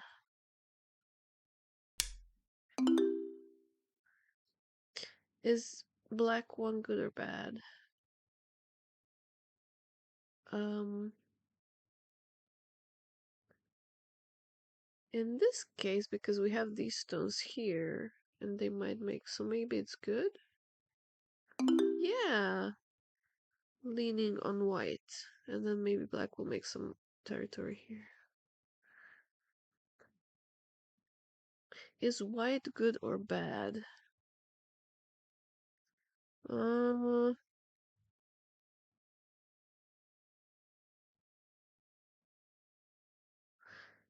I would have gone here, more further away. Maybe it's bad? It was good! Ah, it was good. It was good. Is white's diagonal approach at 1 good or bad? This dualistic thinking.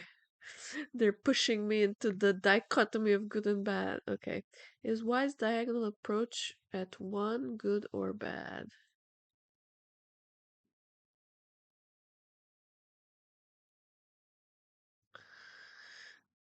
Maybe it's good because white could make some space here. Way to escape. Yep. Okay. Black to play. How to invade on the right side. A, B, or C. C is not good because it's too low. B is crappy. This is the shoulder hit. And next, do you remember the variation? Indiscreet question. I guess I don't.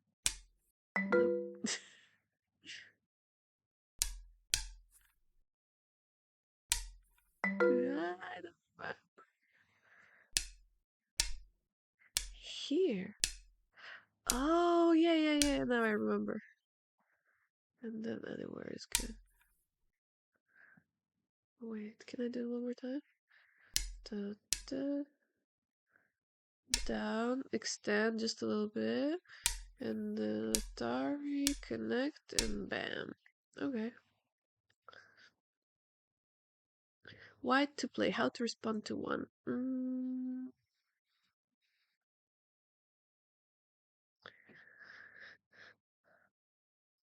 B? Yay! Did I get points? Good! I can continue! Yay! I did it from the first try!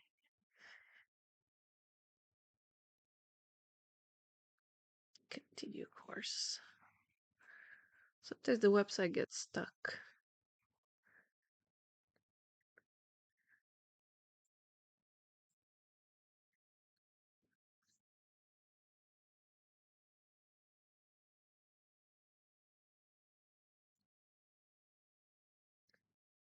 Hello, first time chatter. Yeah, sure, I can give you the website. Wait, I will, you know what? I'll just pin it. Cause you guys, those who come later on, it's hard to know, so I will just pin it. Did I pin? Yeah. I'll pin it for an manually unpinned at the end of stream, yeah.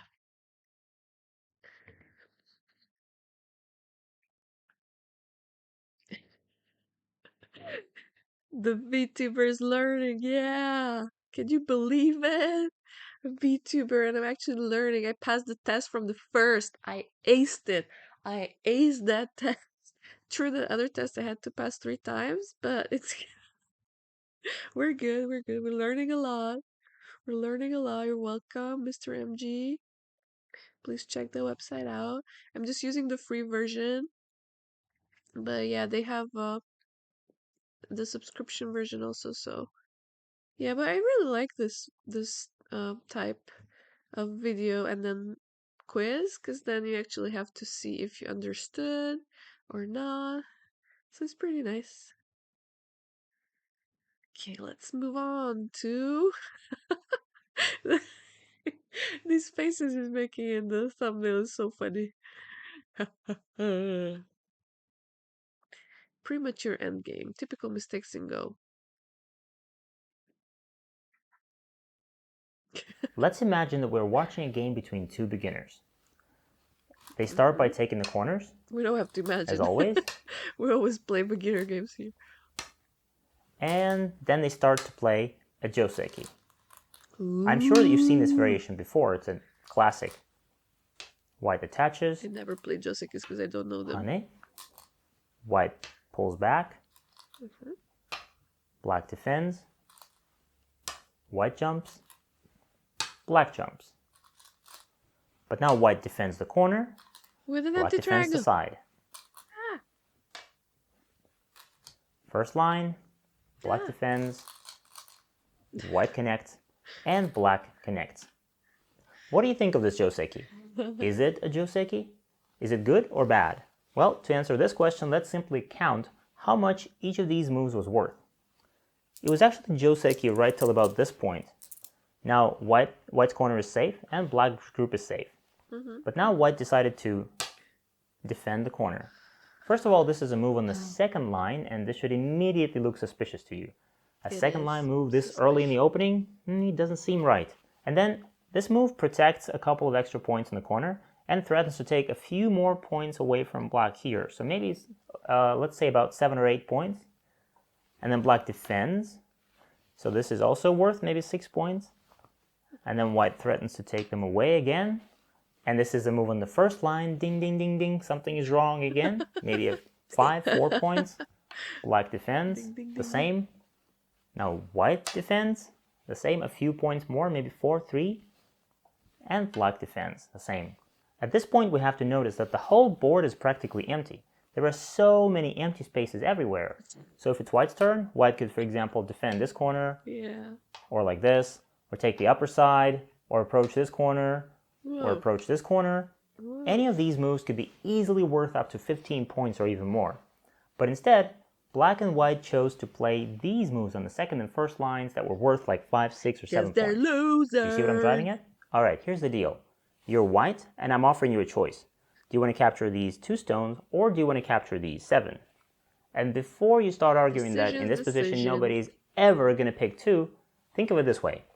Every time you're making a tiny move in the first line that doesn't get you any territory, instead of playing in the corner or on the side, this is exactly what you're doing. You're taking less when you could take more. Now let's suppose that we're playing this game against a stronger player. Let's say a 3-cube. Uh-oh. And as white, we're making this move. How is he going to respond to this? Well, They're he gonna won't. play away. This move is on the second line. It's not big enough. Gonna So play for black, away. instead of responding here, it's a lot better to approach this corner, for example. Yep. But we respond, and now we switch sides. Now white is a stronger player. How is white going to respond to this? He won't. Instead of responding in the first line, it's a lot better for white to approach this corner. And this is going to happen every time. Every time you make a move on the second or first line, your stronger opponent has to and will ignore you and play elsewhere. But every time you see that, what's actually happening is that he's taking 7 stones while you are taking only 2. And this is another example from an actual game. Both players are 8Q. Now black approaches the corner. And this is a low diagonal approach. We talked about this before. And it's also on the second line. Now white could simply block. But in the game, white chose to play here, which is also fine. White attacks. Black pulls back. And white defends the corner on the second line. I'm learning. Here, black could definitely play elsewhere. Don't come here. Black My husband just came here with the stones, like shaking the stones at me. I'm learning so I can beat your ass. Did you hear his diabolic laugh in the background? I'm not playing with you until I rank up. Maybe 6 more months? Give me 6 months. Give me 6 months and I'll play with you again.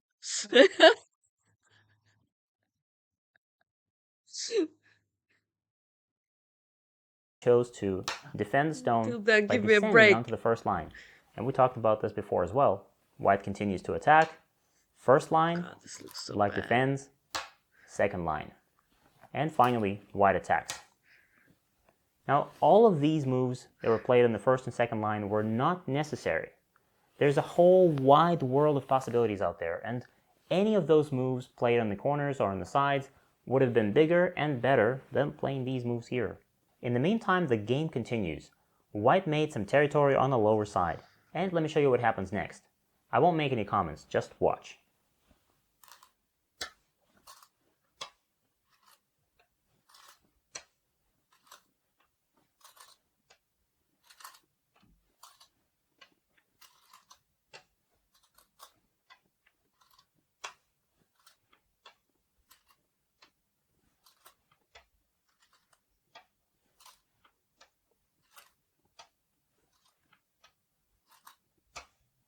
Did you see what just happened here?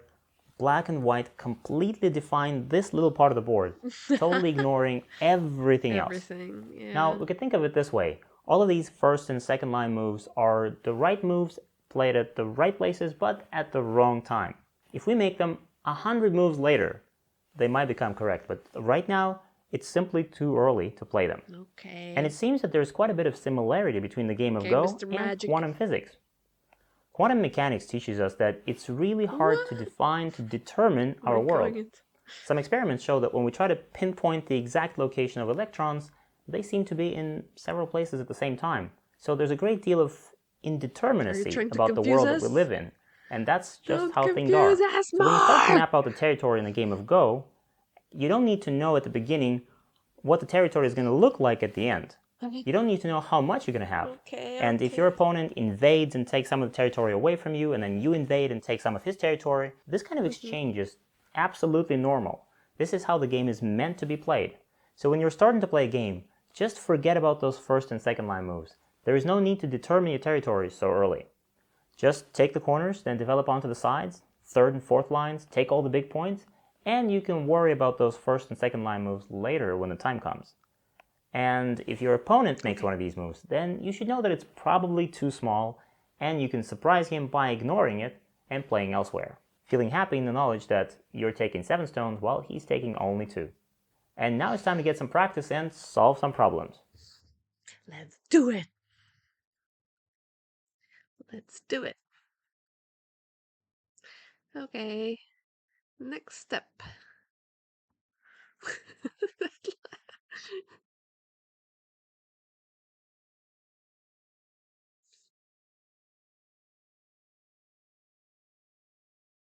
Mm.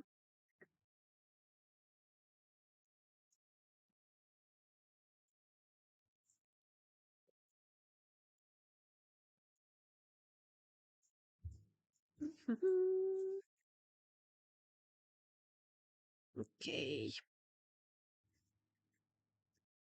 Alright, so white to play A or B?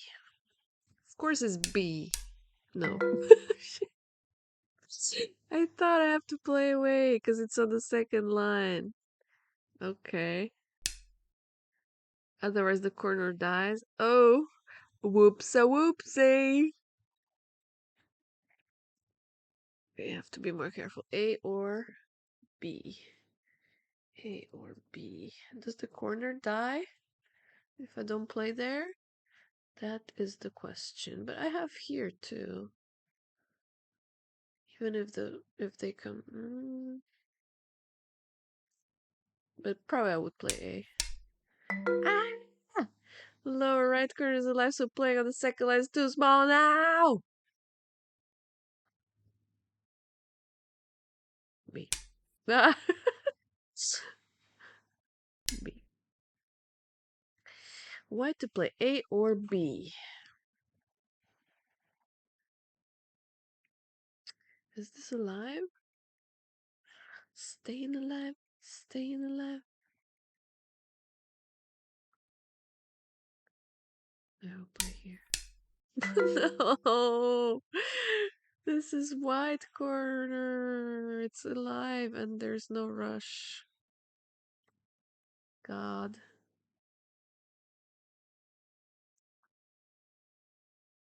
Okay, B. Yeah, I always choose the wrong one. Playing elsewhere is big, but now the corner dies. I cannot recognize when the corner lives or dies. Respond to one. Respond to one at A or play elsewhere. Play elsewhere. A is a very big point for both. Black develops into the side and attacks white now. Damn! Did I make the wrong decision? So can I? I don't know.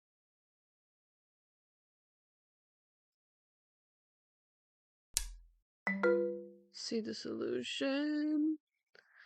Solution was A. Ha! Black to play A, B, or C. A, B, or C. A.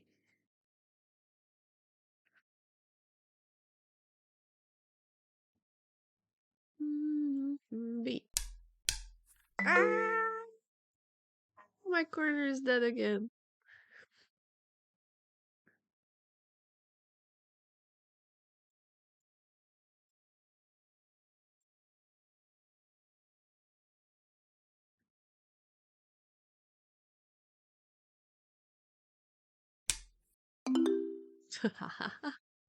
I got just one correct. Oh no. Boom, boom, boom, boom.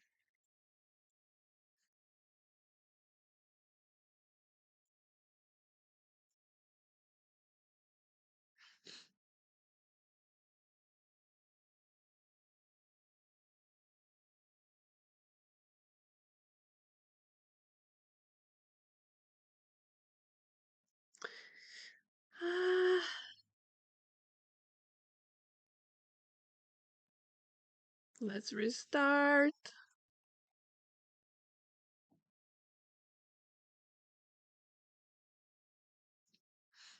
Okay. White to play A or B? I'm so confused. Oh god. B?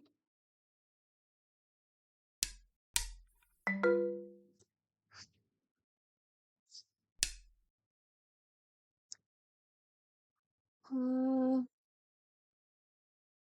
A? What to play A or B?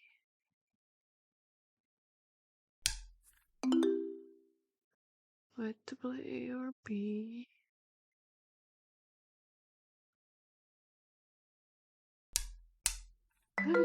No! What to play A or B? This was alive, right? Yep. Respond to one. A or play B? Oh yeah, A, you guys said it was big. A was big. Black to play A, B, or C.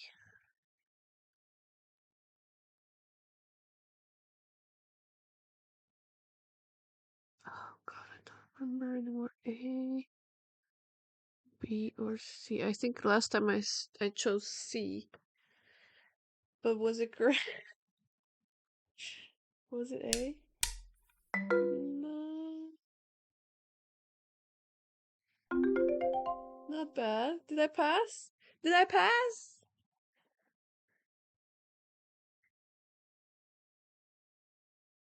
No, I didn't.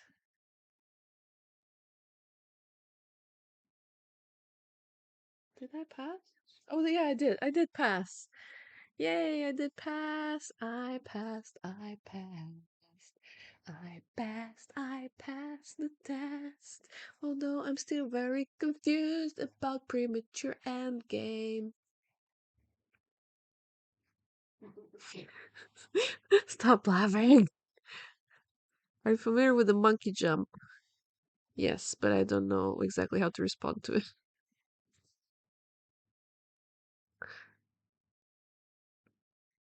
Alright. In this lesson, we're going to talk about a question that I get all the time. How do I defend my moyo? If I have a big moyo and my opponent invades, how do I keep all of it? In other words, how do I kill him? Alright, let's talk about hunting and killing. This is a 2-stone handicap game played by a 10Q and a 12Q. And it's not even a moyo. Black has one gigantic territory in the middle, and white has a few territories everywhere on the board. But black has more, so the only chance for white in this game is to try and invade inside. And that's what white does right now. Black just strengthened himself, and white jumps in. What do you think? Is it possible for white to live here? Can white do it? No. Let's see what happened in the game first. Instead of responding to this, black continues It's to play very endgame. weird. White responds like this. What? Atari. Oh. Hane. Now black connects. Atari. Black connects. White defends here. And black plays this endgame on the first line. And white finally adds one more move inside. And now black What decides is to this? attack. Black attaches and cuts. Atari, and black simply gives it up. Atari.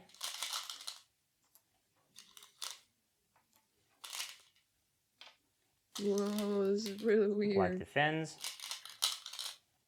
Atari. White makes a nice shape. Do you see how it's becoming easier for white? Mm-hmm. Now black plays here. And here. White jumps. Oh, that's a good one. Now everybody extends.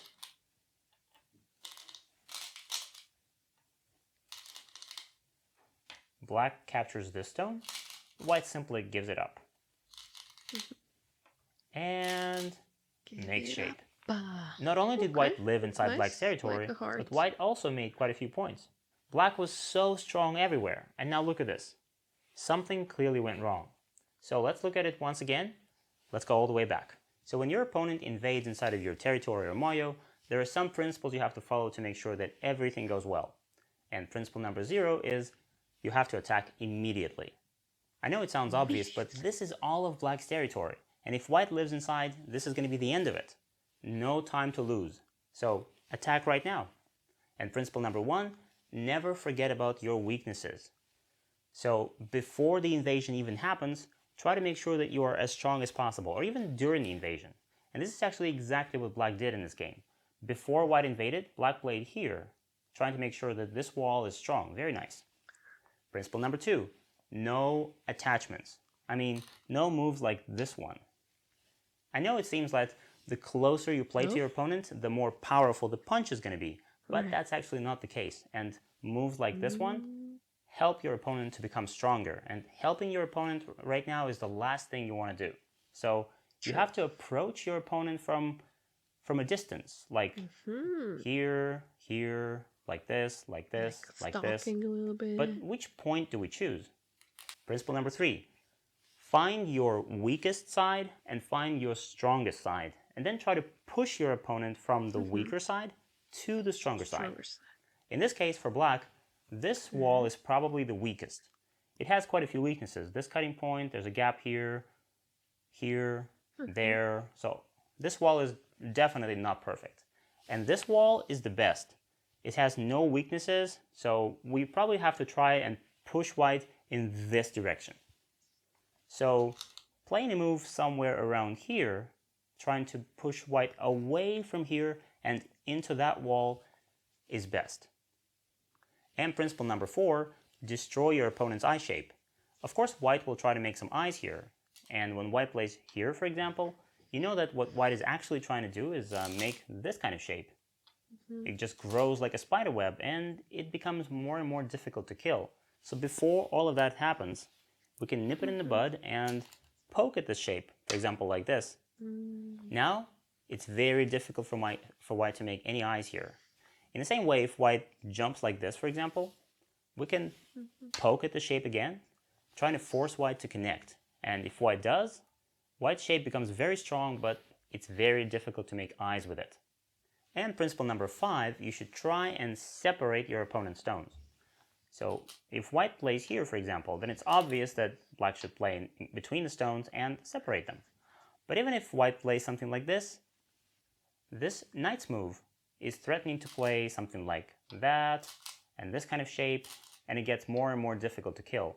But before all of that happens, you can first of all poke at this shape, just like that, threatening to cut through it with the next move, or like this. Or if you're brave enough, you can even cut immediately. If you play like this, and cut. Now the latter doesn't work for white. Black has strong walls everywhere, so white now is split apart, and now white has to struggle and live separately. And now, keeping these principles in mind, let's see one more time what black played in the actual game. Instead of attacking immediately, black played here and then this endgame. So white got a chance to play inside black's territory one more time. Right after this, black attaches. And it was a lot safer and better for black to maybe poke at white's shape like this or like this, trying to force white to connect. White becomes heavier and it'll be more difficult for him to make eyes. Black attaches, Hane, and black cuts. Atari, and black just gave this stone up like this. But actually, black is so strong everywhere, so if black simply extends, how is white going to capture this? Atari from here doesn't work. Black will escape. Atari from here. Now white needs a ladder, but of course a ladder doesn't work. So black will escape. And now white has to struggle and try to make life here or here separately. But in the game, black Atari, white captures, Atari, white connects, and this. Now it's still possible to attack white. Black just needs to make sure that white cannot build eyes here. So after this, black doesn't have to respond. Black can start attacking right away, playing something like this. But Atari, white makes this shape, and it's a little dangerous here because there's a cut and these stones could be in danger. So black needs to defend and poke at white's shape at the same time. And if I'm black here, I would probably play something like this, which defends this stone, make sure that it's captured, and at the same time it threatens this eye shape. And even if white tries to make eyes here, no eye here, white can threaten like this. White makes one eye here, but there is no second eye. So if black now attacks like this or like this, it will be very difficult for white to make another eye, and white can still die here. So in this game, because black is so strong everywhere, even after black made a few mistakes, there is still a decent chance to kill white. Now let's go over the principles one more time. So when your opponent invades inside of your moyo territory, first off, attack immediately. There's no need to wait till he makes more moves inside and lives there. Second, try to make sure that you are as strong as possible. Strengthen yourself, defend, get rid of your weaknesses. Number 3, no attachments. There's no need to attach to your opponent's stones and make them stronger. No need to help them. Number 4, try to find your stronger side and your weaker side and push your opponent away from your weaker side and onto your strength. Number 5, try to destroy your opponent's eye shape. Try to poke at his weaknesses and force him to defend. Make it difficult for him to make eyes. And, if possible, separate your opponent's stones. Now let's see one more example. In this game, black has a huge moyo, and black just played here to close it. And of course, white invades immediately. And the question is, how is black going to respond to this? We have to ask ourselves, where will it be easier for white to make eyes? Probably somewhere around this empty side and maybe here. So we need to block one of those directions. Playing something like this would be very nice, for example. Now, white cannot get onto the side anymore, and white will have to make life in the center where it's more difficult. But what if instead of this, white invades here right away? Again, which side is stronger? This stone is low, so the corner is quite strong, and there's a weakness here, so white can aim at something like this, make shape, and if black plays this Atari, then white can make a ko. So to prevent this, black can simply descend, and now white is stuck between these two strengths. It's going to be very difficult to make eyes. And it's probably even better for black to make this move. I know it's an attachment, but it's a diagonal move attachment. So this stone is not on itself, it's a lot stronger. Now white is forced to extend, and it will be even more difficult for white to make life here. But I understand that practicing living or killing in a real game like this, it's very risky. Every time you don't live or you don't kill, you lose the game. So I have a little suggestion for you. This is a little Go variant that I just love playing. It's called Kill All Go, or as I like to call it, Survival Go. As you can see, black has 17 stones set up on the board, white to play. White's goal is to make one living group anywhere on the board, just one group with 2 eyes. And black's goal is the opposite. Kill every stone white places on the board. And this is a perfect exercise to practice killing and living. If you're playing this game with white, you're practicing living, and if you're playing this game with black, you're practicing killing. And you will probably discover that if you're playing this against someone about your strength, it's a little easier to live than to kill. So try and play this game with your friends. When I was learning Go, this mini game helped me a lot, and I'm sure that it will help you as well. And now it's time for you to go to the practice section and solve some problems. And this is the end of our course. And I know that this is not an exhaustive list of typical mistakes, which means that there will be more courses like this one, with more mistakes, more punishments, more corrections, and more fun. And I'll see you then. This is Go Magic. Go magic.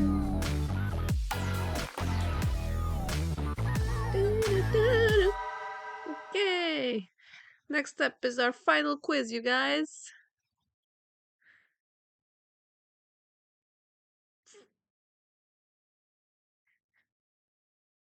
Our final quiz. Our final quiz. Yeah, this website is really nice. Just keep in mind that there are some free stuff and some stuff you have to pay for. So I'm just using the free versions right now. Okay. Black to play. How to attack white. A, B, or C.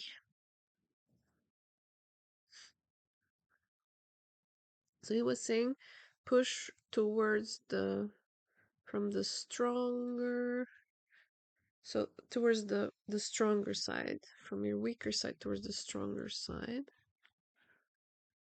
The stronger side in this case is here, maybe?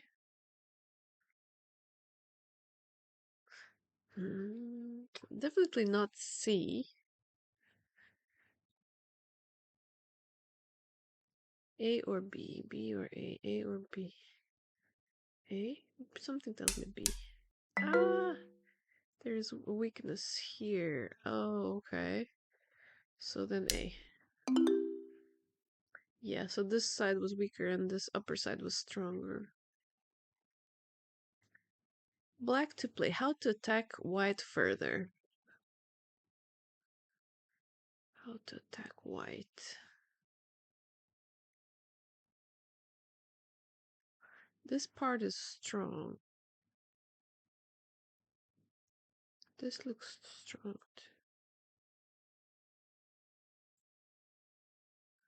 Disconnect.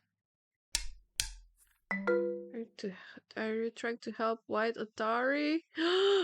No. See? Correct. Attacking white shape from a distance. Black to play. How to attack white one in a safer way. One in a safer way. So definitely don't go this close. Either shoulder or here. Trying to defend your territory seems right, but it's safer to defend the corner. Gotcha, so then B. Black to play. How to respond to one. Definitely not C. A. It's easier to live in the corner, so attack from the side. White to play. How to attack black. Attack black. This looks weaker here. This looks strong. Yay! White to play. How to attack the black stone at 1. We don't want them to go here because they're gonna be happy.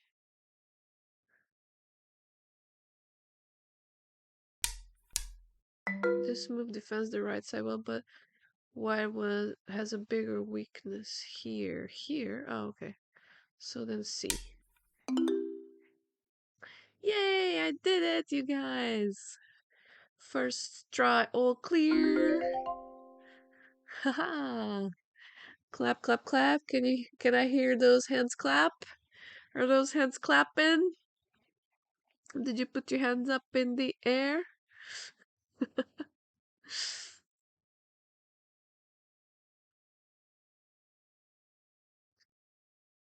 Okay, I hope you did. I hope you did. We finished the course. We finished it. We did great. Okay, so what happens after you finish a course? I got some coins and course awards. And what can I do with those? Can I use those to take other courses? This guy is Vladimir Efimenko. Vladimir Efimenko for Dan.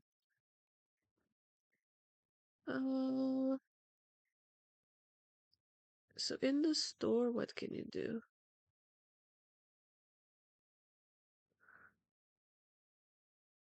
Oh, I can use my coins for stuff. Disable ads. I still need coins. No ads ever again. Membership extension. Discount. Discount on courses. Skill tree.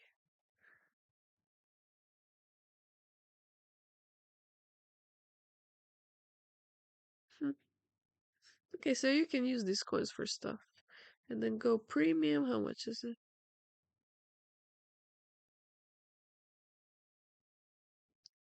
29.90, 54.90, or 99.90 for 3 months. Hmm. Okay, that's nice. And then, so right now, what do we have?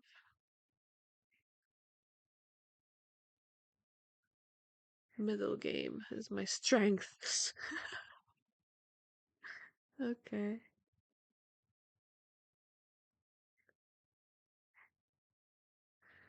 So what happened? I just finished that course. Did I complete it? Because there was another button there.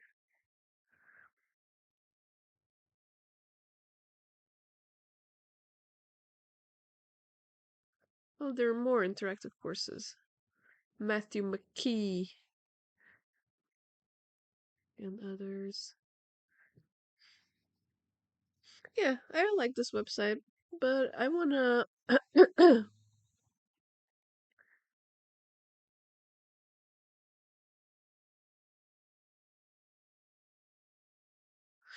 Like, there's a taxi pulling up at 4 a.m.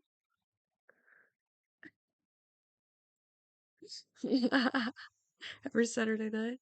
You're just jealous because you're watching ghost streams while others are partying.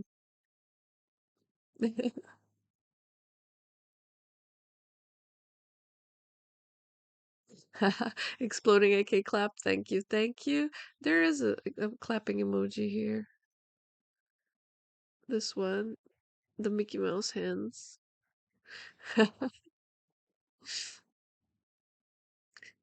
To master is a party. Yes, and this month is Halloween, and I already have very nice Halloween costume that I prepared for my avatar. So you have to look forward to that and other stuff also. So today I was Precure, Precure, Precure, I don't know. And let's see who can we raid, because after 2 more raids I will have done 100 raids, you guys. Who can we raid? Advise me, please. There's somebody. Caffeine Ryan playing Go. Or, yeah, or another VTuber, Supercam, that I follow sometimes. But you guys want to watch some more Go, right? So let's go to Advise Me Please Guy. Do you party? I do party my own way. Actually, yesterday I had some friends over, some new friends, but it wasn't really a party. We were just drinking tea and eating cheesecake. So it was like a cheesecake tea party. But if we get 10 subscribers, we have a party. And also, if we get 500 followers, we'll have another party. So it's gonna be party, party. You don't even have to leave your house. You can just turn on your computer and party, party. I still have the party cat with a party hat. Do you guys remember this one? This was also inspired by Buckin.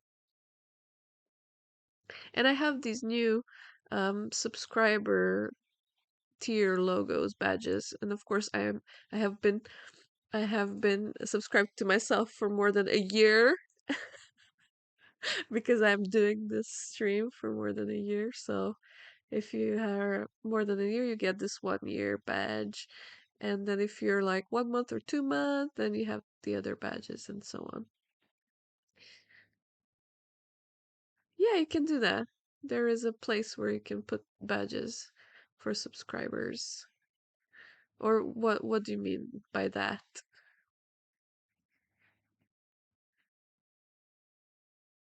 Ooh, I've been streaming for 2.5 hours. This was a captivating. You're sub to yourself. I guess you're just automatically sub to yourself because you're the streamer. So you have all the emotes and everything, as if you're like subscribed or something, you know? Yeah, but I also have the new pumpkin lantern. I mean, it's not new. I made it last year, and then this year I'm introducing it back for the month of October. And I tried to search for an Oktoberfest because sometimes I do in real live streams too, you guys know. And I tried to look for Oktoberfest, but like Japanese people are crazy. So for them, Oktoberfest is in April, May. And you guys know that I went to this Oktoberfest in April, at the end of April, and they don't have Oktoberfest in October, although it's freaking Oktoberfest. It's like doing Christmas in June or something. I don't know. I don't know what this is. But anyway, they don't have Oktoberfest right now in Osaka. So we cannot go to Oktoberfest. Although I wanted to eat some pretzels and good sausages, but I have my own sources for pretzels and sausages, so it's fine. It's gonna be okay. Alright, so let's rate this other person. Oh, and thank you for 3L who joined my Discord. Please join my Discord if you like the stream. I post more stuff there.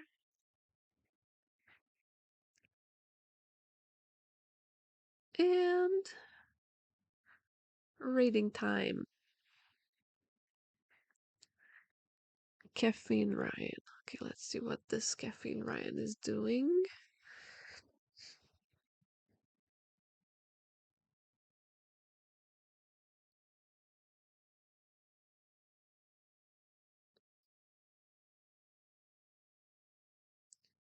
Right.